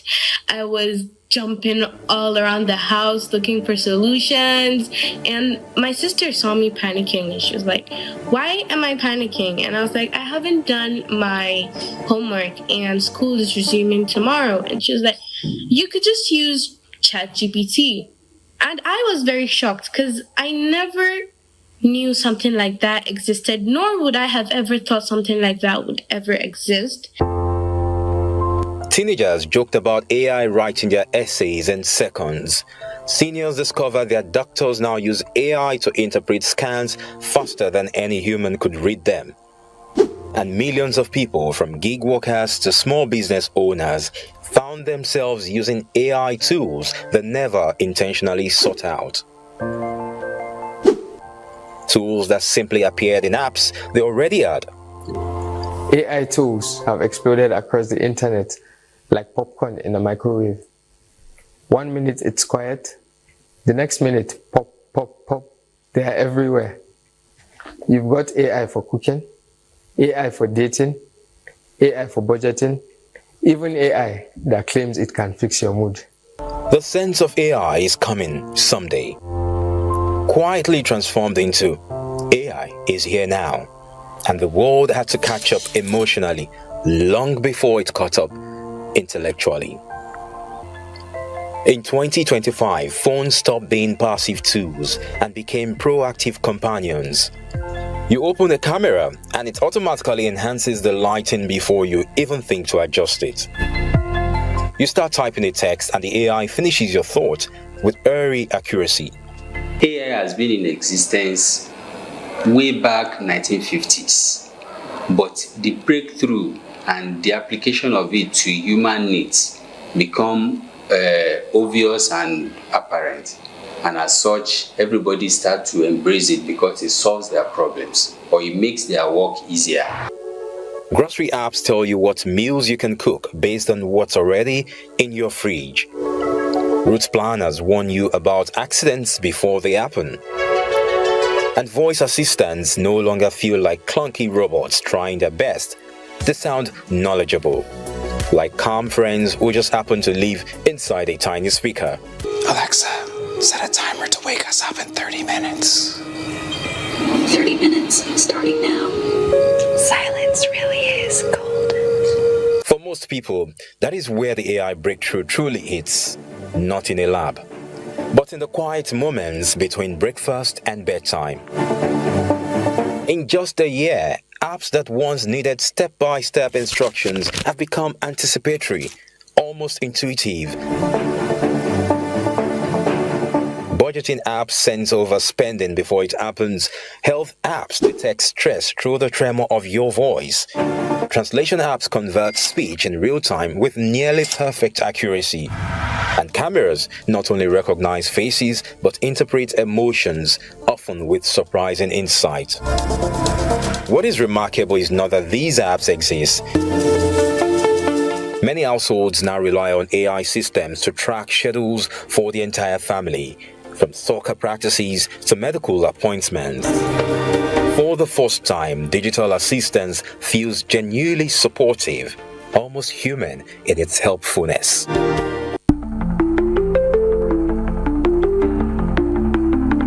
Alexa, please can you bring in Jingles by Joy to the studio? Now you call Alexa now. Alexa now? Now maybe Alexa. Yes, Alexa. You go do like this. Your glass is not AI. The AI don't fail you. Do like this. Okay. Welcome. Now we are wondering, have you fully embraced AI? I know they say with this Alexa. Have you fully embraced AI? No, I haven't. Why? I'm being honest. I'm old school. What I'm doing, I think I'm just trying to do it. I'm just trying to be techie, you know. But AI makes me laugh a lot.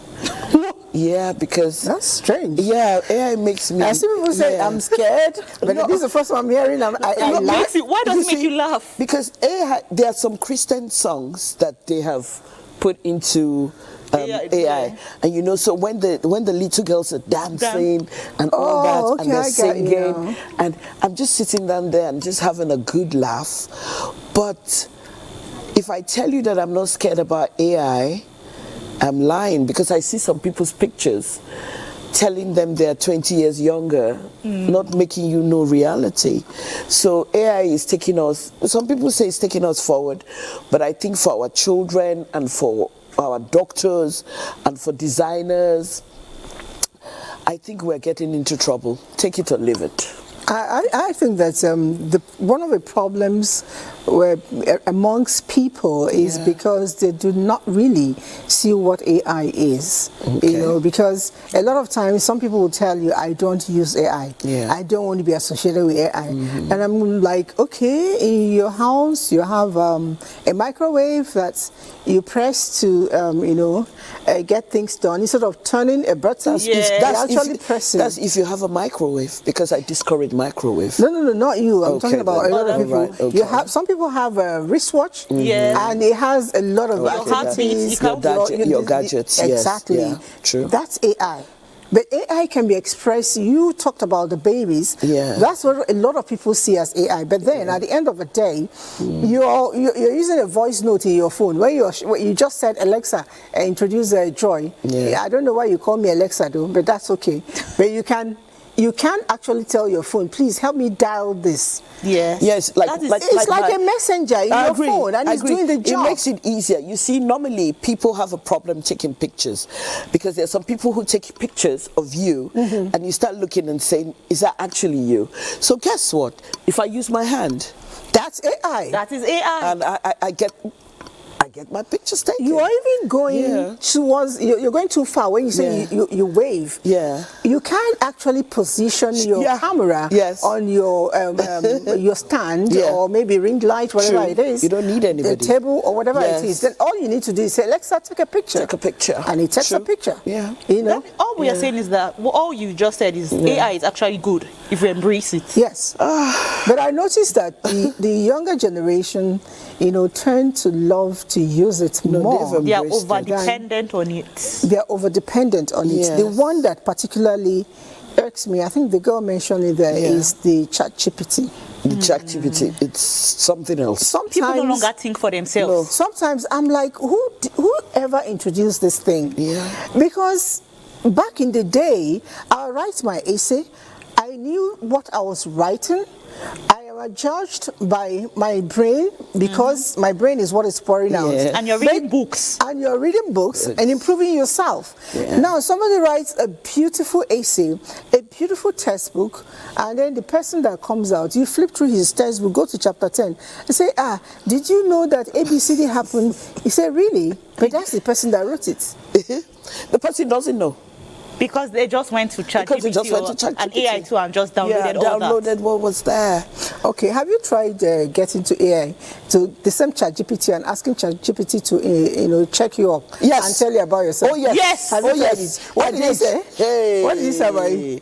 Now that you're saying I'm scared of ChatGPT. It insults you, finish, ba? Yes, it did. It did. It did. But guess what? It was reality. Yeah. It was reality. Most of the time, you really don't want to hear about yourself. You really don't want to, we just live in denial. But guess what it did? It just told me who I was, told me certain things that I think I pretend not to know. And guess what? When I finished, I said I would never try it again. Why? You know why he has all those information? Yeah. Your phone is listening. Yes. Your laptop is listening. Everything it's doing. It's seeing all the sites you go to. Everything so it's studying you. Yes.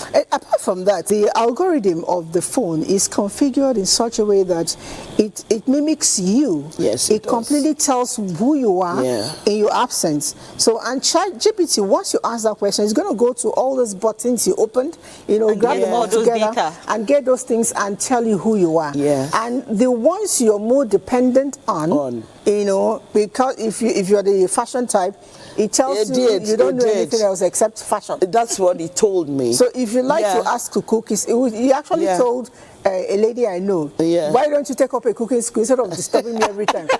Asking me, ChatGPT, give me recipe for this. ChatGPT, why don't you go to a cooking school? So those are the things. When people tell me, I don't like AI, I don't use it. And in they don't understand it. Somebody told me that once. I said, give me your phone. I went to ChatGPT and typed. Tell me about myself. Of course, it's the person's phone. It came up, what she saw was mind-blowing. I said, this is what you do with yourself. And at the end of the day, your ChatGPT is telling you about it. And it's also an eye-opener for parents. If you don't understand your children and they are telling you lies, please don't bother. Tell them to give you the phone that you want to check something on Google. Just go to ChatGPT and type, tell me about myself. Don't call your name, it's your child's name. Once you say that, ChatGPT is going to tell you all that your child has been doing with the phone. It's an expo.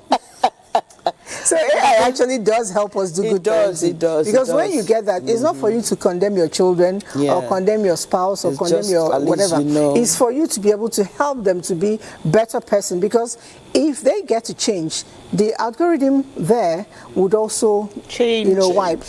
And then, assuming maybe this one is not very good, but should I still say it? I think I should. Okay. So if you are constantly wiping your cache file, your browser history, wipe the Google, even go to the Chrome and delete your history. ChatGPT will not be able to tell on you. I can assure you.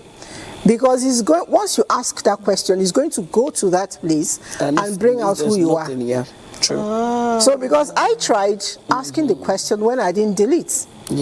And he gave, I don't know whether ChatGPT is a male or female, but he gave me something. You can configure the voice actually. Then when I did a bit of work, I went back to the place, I checked. He gave me just about what I had done the past few days that I asked. Can I chip in? Go ahead. The best thing that's happened to me, I'm not a tech person, but is my map. Google Map. My Google Map. And what I tried to do, the first time I heard the Nigerian voice, I choked. I chuckled because it was horrible. So I had to go back to the other. And you know what's quite interesting is those people there pronouncing your names. Mama Kantungura, this and that. And it's quite interesting. If there is nothing that I've appreciated and I'm grateful and I'm thankful for, is the Google Map. Google is your friend. Google is my friend. Only that sometimes Google can take you somewhere else, routing you somewhere else. But I wouldn't lie to you, I have sat down and wondered, if there was no Google Map, I don't think I would be calling, because everywhere you don't see Okadas. You understand? There's some certain places you go to and they tell you that, just get an Okada man to take you to where you're going. But guess what? My Google Map is one of the biggest advantage, and I thank God for Google Map. All right, beyond the Google Map, I know that we also use AI in our hospitals.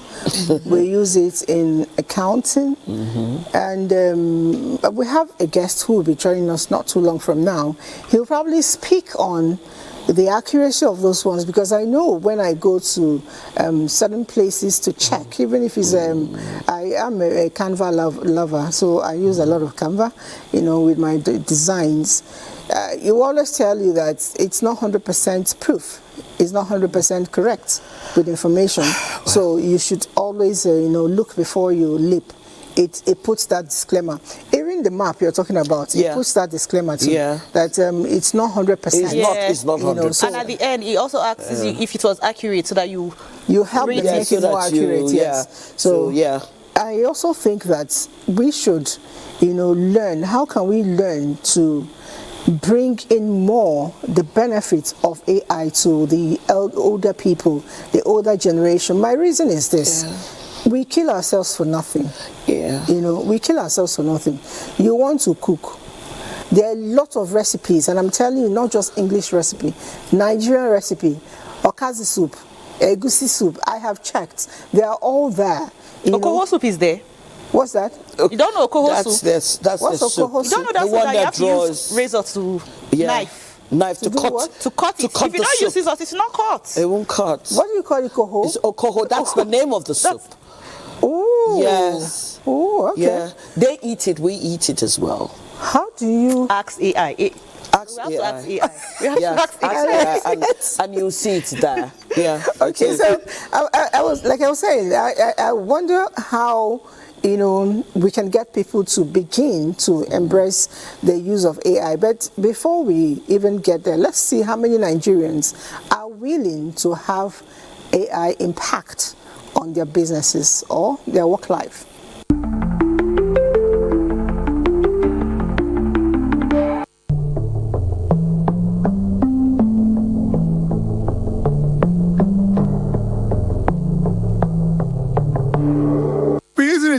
For long in my office, we used to even to do. It makes things easier. It's very simple. Like, I really enjoy AI, seriously. I like it a lot. Yes, I'll actually do that because it actually makes work easy. And I actually remember when I was in school, I actually used it to write my exam. And it was actually AI that gave me my project topic, and it was actually very perfect. Wow, so for me, I'll actually do that. Yes, please, with every acceptance, because it's going to make the job easy, it's going to make it swift, and it's going to make it faster. I think AI, it has come to stay. It's going to make people's job more easier and not strenuous like in the olden days and like in the Stone Age. It's faster and it's reliable. To me, AI is a machine that will enhance our work. Over-reliance on it is what I don't like. As a journalist, I use it, but I don't depend on it fully. Whenever I use AI to do my work, it makes it faster, it enhances your efficiency. At the same time, don't suspend your brain because you want to use AI. That's just what I usually advocate. But you can't just say because people depend on it too much, you don't want to use it, then they will leave you behind. That's just as simple as that. Opinion, I would say yes. I would introduce AI in my office. And the reason is it makes things easier. For example, the apps like ChatGPT, you can use ChatGPT to get things done in a second, rearrange your words better, write better proposals. So yes, I would love to introduce AI into my office. Yeah. With the way AI is going now, I want to introduce it. Yes, I will introduce it to my company. It's still Conversation Podcast, and we've been talking about, the benefits of AI. We cannot run away from it. If you decide that you're not ready for it, the world will move. The world will leave you.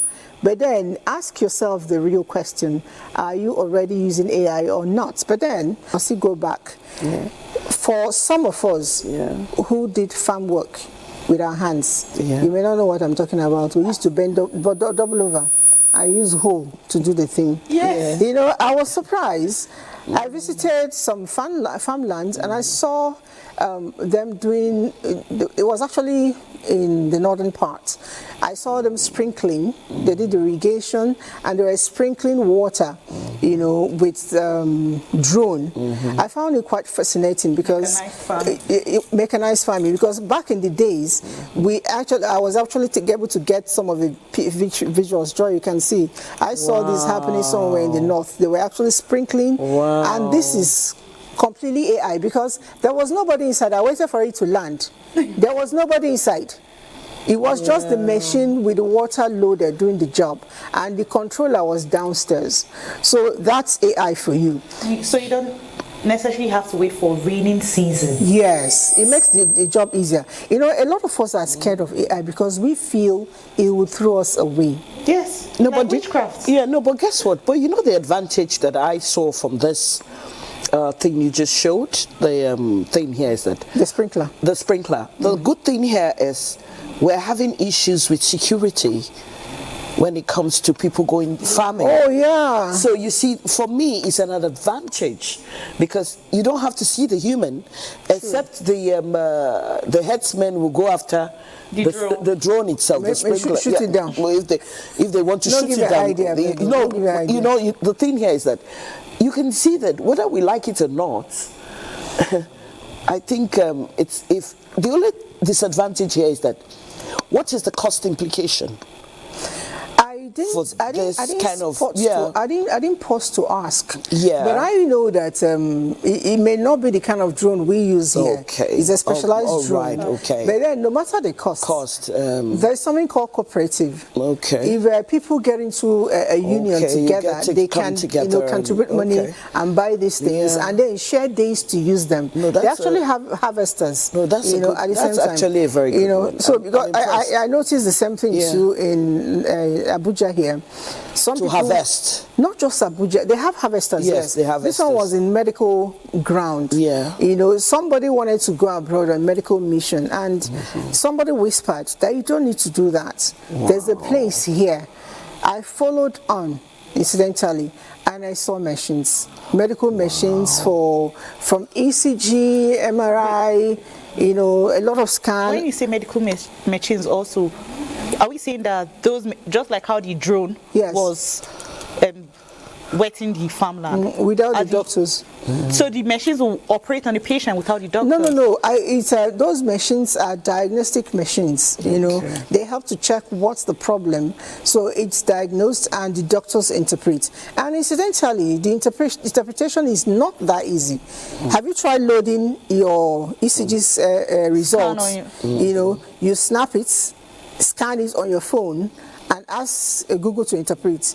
It will give you all the interpretation there. So what's of the MRI? What's of the MRI machine? The MRI. You don't have to. So have they gotten to the point where you don't have to go in? But you have to go in. It's your body now. Okay, all right. People still go in. But the thing is, the way they handle it, it's easier, it's faster.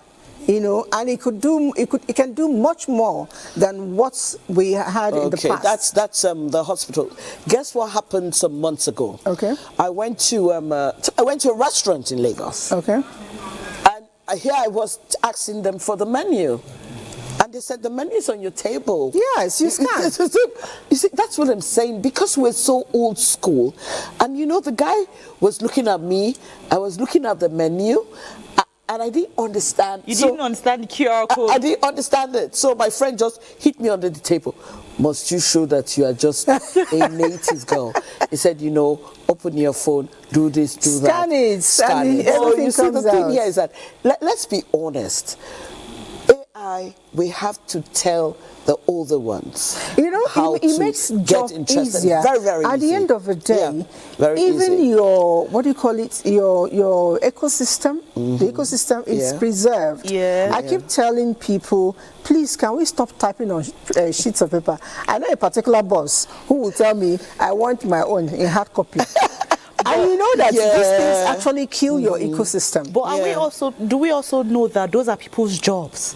Are we not scared that people might lose jobs? People might lose. The typists is losing their people job. Are losing their jobs. No. People are losing their jobs. What you're typing, assuming you want to use a typist, he can still type it. But rather than printing, wasting your ink, killing the ecosystem for the papers, she will just or he will just share it. Okay, now that's for typing. So it's for the typing. Yes, a lot of times the MRI saw, they were still in attendance, but he was far off and pressing button. So he's not going to be on you again to put those things on you as if you're doing the ECG thing. Machine lowers it on your system, places them where it should be. The guy simply takes control and takes the record in the control room. So it's not like people are removed. Do you understand? So you're saying our job is secure? Because I'm dabbling towards Auntie Jingles by Joy's job might not be secure. No, it won't. We spoke about, we have machines who now sew. You just program what you... The machine that sews, you still need to program it right. But now, so if you need 10 tailors, now you just need 1 or 2. Now we need to turn out more. It must. But then I know that we have an expert who has just joined us. If he's ready, I would like to, have him come on camera. Okay.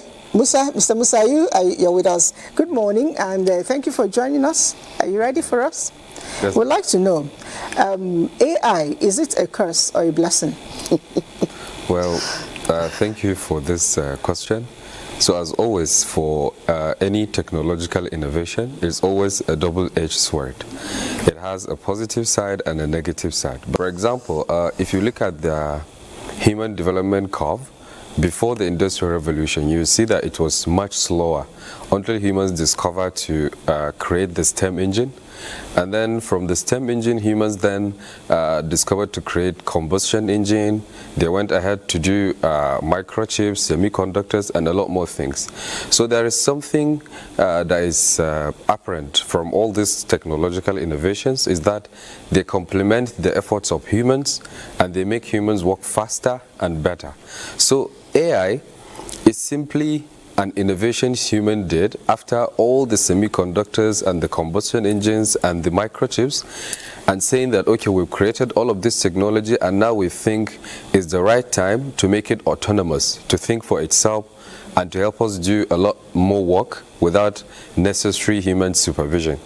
So for this technology, you can see it's one of the most important phases in human history, where we put all our knowledge from hundreds of years ago into saying the machines are now mature enough to be doing things with little supervision of the humans.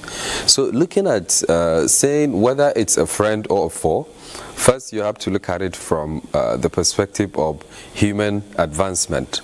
AI has been so far the technology regarded, in fact, as the last invention of humans, because from AI we don't have to do anything else.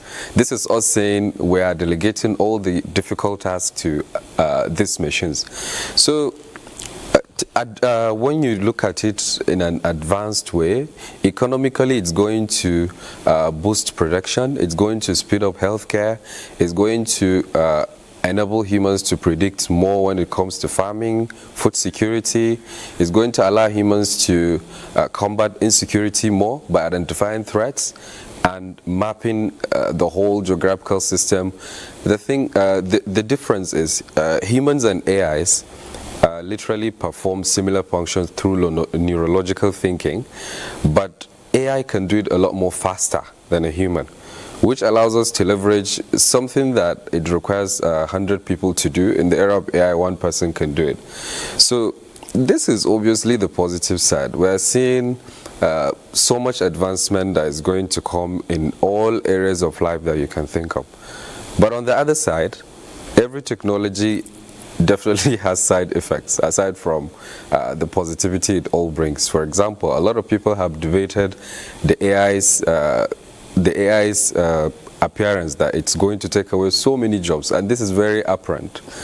A lot of jobs will be lost for sure, and then it's going to create a lot more jobs, but a lot more jobs will be lost. And there are so many things that came.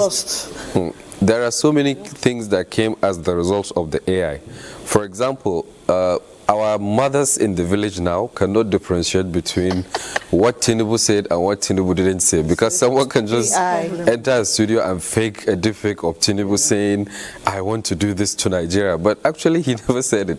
So this is one of the reasons. AI can accelerate a lot of things and empower a lot of people, whether good or bad.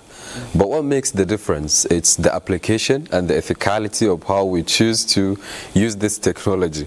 So looking at it from the perspective of education, science, and a lot more, then I would say, yes, AI, it's a very much blessing to humanity. It's going to help us achieve millions of years worth of advancement in just probably 1 decade or 2 decades. And then when you look at it from the other side, it's going to empower a lot of people, including fraudsters, scammers, and you know, it's going to create a lot of ethical issue around data science, data usage, and so much more. some jobs will be lost, but more jobs will be gained. You know, but what it means to me is that for my job not to be lost, I need to be the best that I can be. You need to update move yourself. with time, yes, move with time. Find out where the world is and tap into it. No, but you see, there's something about, like what he said, is that much older people seem, in this kind of context, they're going to lose their jobs. Because you don't need to. You see, I have met, you know, the guy I'm talking about. He is in his 70s right now. Wow. But he's more tech than I am. Well, he knows what's going on and how to cue into it. He's the one that is advising me to open up a TikTok. He's the one that is advising me. I don't do TikTok. He's the one advising me to... You don't want to embrace this. Embrace. He's the one that is advising me how to manage my profile on LinkedIn. You know, but he's in his 70s. I think we allow age to tell us a lie about ourselves. And then we now use age to get lazy. Okay, now there's something I want to ask the expert. You mentioned about elderly people in the village not telling the difference between news. True. How do we know the truth? The way forward is simply we must encourage, while encouraging the usage of AI, we must encourage the application of ethics, basic ethics of work, basic ethics of life, being truthful, sharing helpful content, and then doing things that definitely help the younger people stay on the right track of where they should be. And then for our mothers in the village, not all those TikTok accounts are posting real things. So sometimes you just have to look at reputable sources of who's posting this, who's sharing this on social media. Honestly, this is the scary part of it. There are so many AI tools now that can clone exactly you or exactly me, doing things and saying things we never did. And it will be extremely difficult for you to tell the difference between whether this is me or whether this is not. We've seen it a lot lately on social media. If you look at the trends of world leaders, you can just see a world leader saying, I want to do this, I want to do this to this country, but actually he never said that. And so there are tools that obviously allow you to mask somebody. For example, I can be talking like this, just like I'm here right now, but then I can use an AI tool and place the picture of President Bola Ahmed Tinubu, and he will be doing exactly what I'm doing, and I can mimic the voice. I can do a lot more. So the thing is actually, we need to just go back to the ethics. And then we need to stick to reputable sources of information online, not just random TikTok, Facebook, or Instagram accounts. I agree with you. You know, I've seen a lot on our president. His dancing skills are something.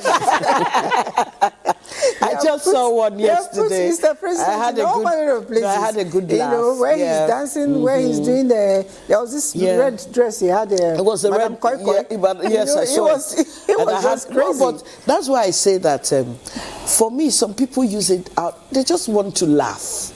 Because like everybody says, there's a mental problem. So when you want to laugh, use yourself. No. Why would I use myself? Because I already have seen myself. Not put on but you see, like now, he said something about ethics.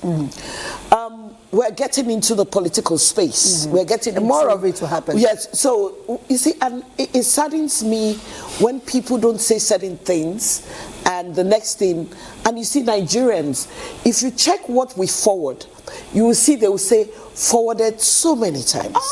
We never try to find out whether a news is true or it's a lie. The bottom line here is that I want to be the first person to share. To break. So you see, like he said, I think, what's the regulator for this? I think we have regulators. Yes. The NBC is working on it. So I think they should work on it. But I think temporarily, what I do when I get, you know, those kind of videos, you calm things down that first. I think that are going to set panic or anything, before I even raise my antenna of panic, I copy the link and put on Google.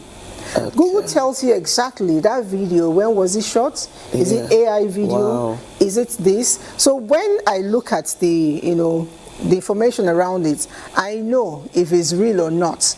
Now, if it's something that really happened about the time where the person said it happened, I go further.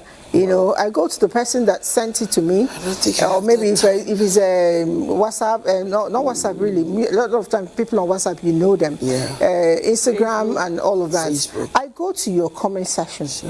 The comment section will tell you the kind of person that person is. So I'm just sharing this for people who are watching. Look at the comment section. Sometimes you may not even understand a video. The comment section will tell you more about it.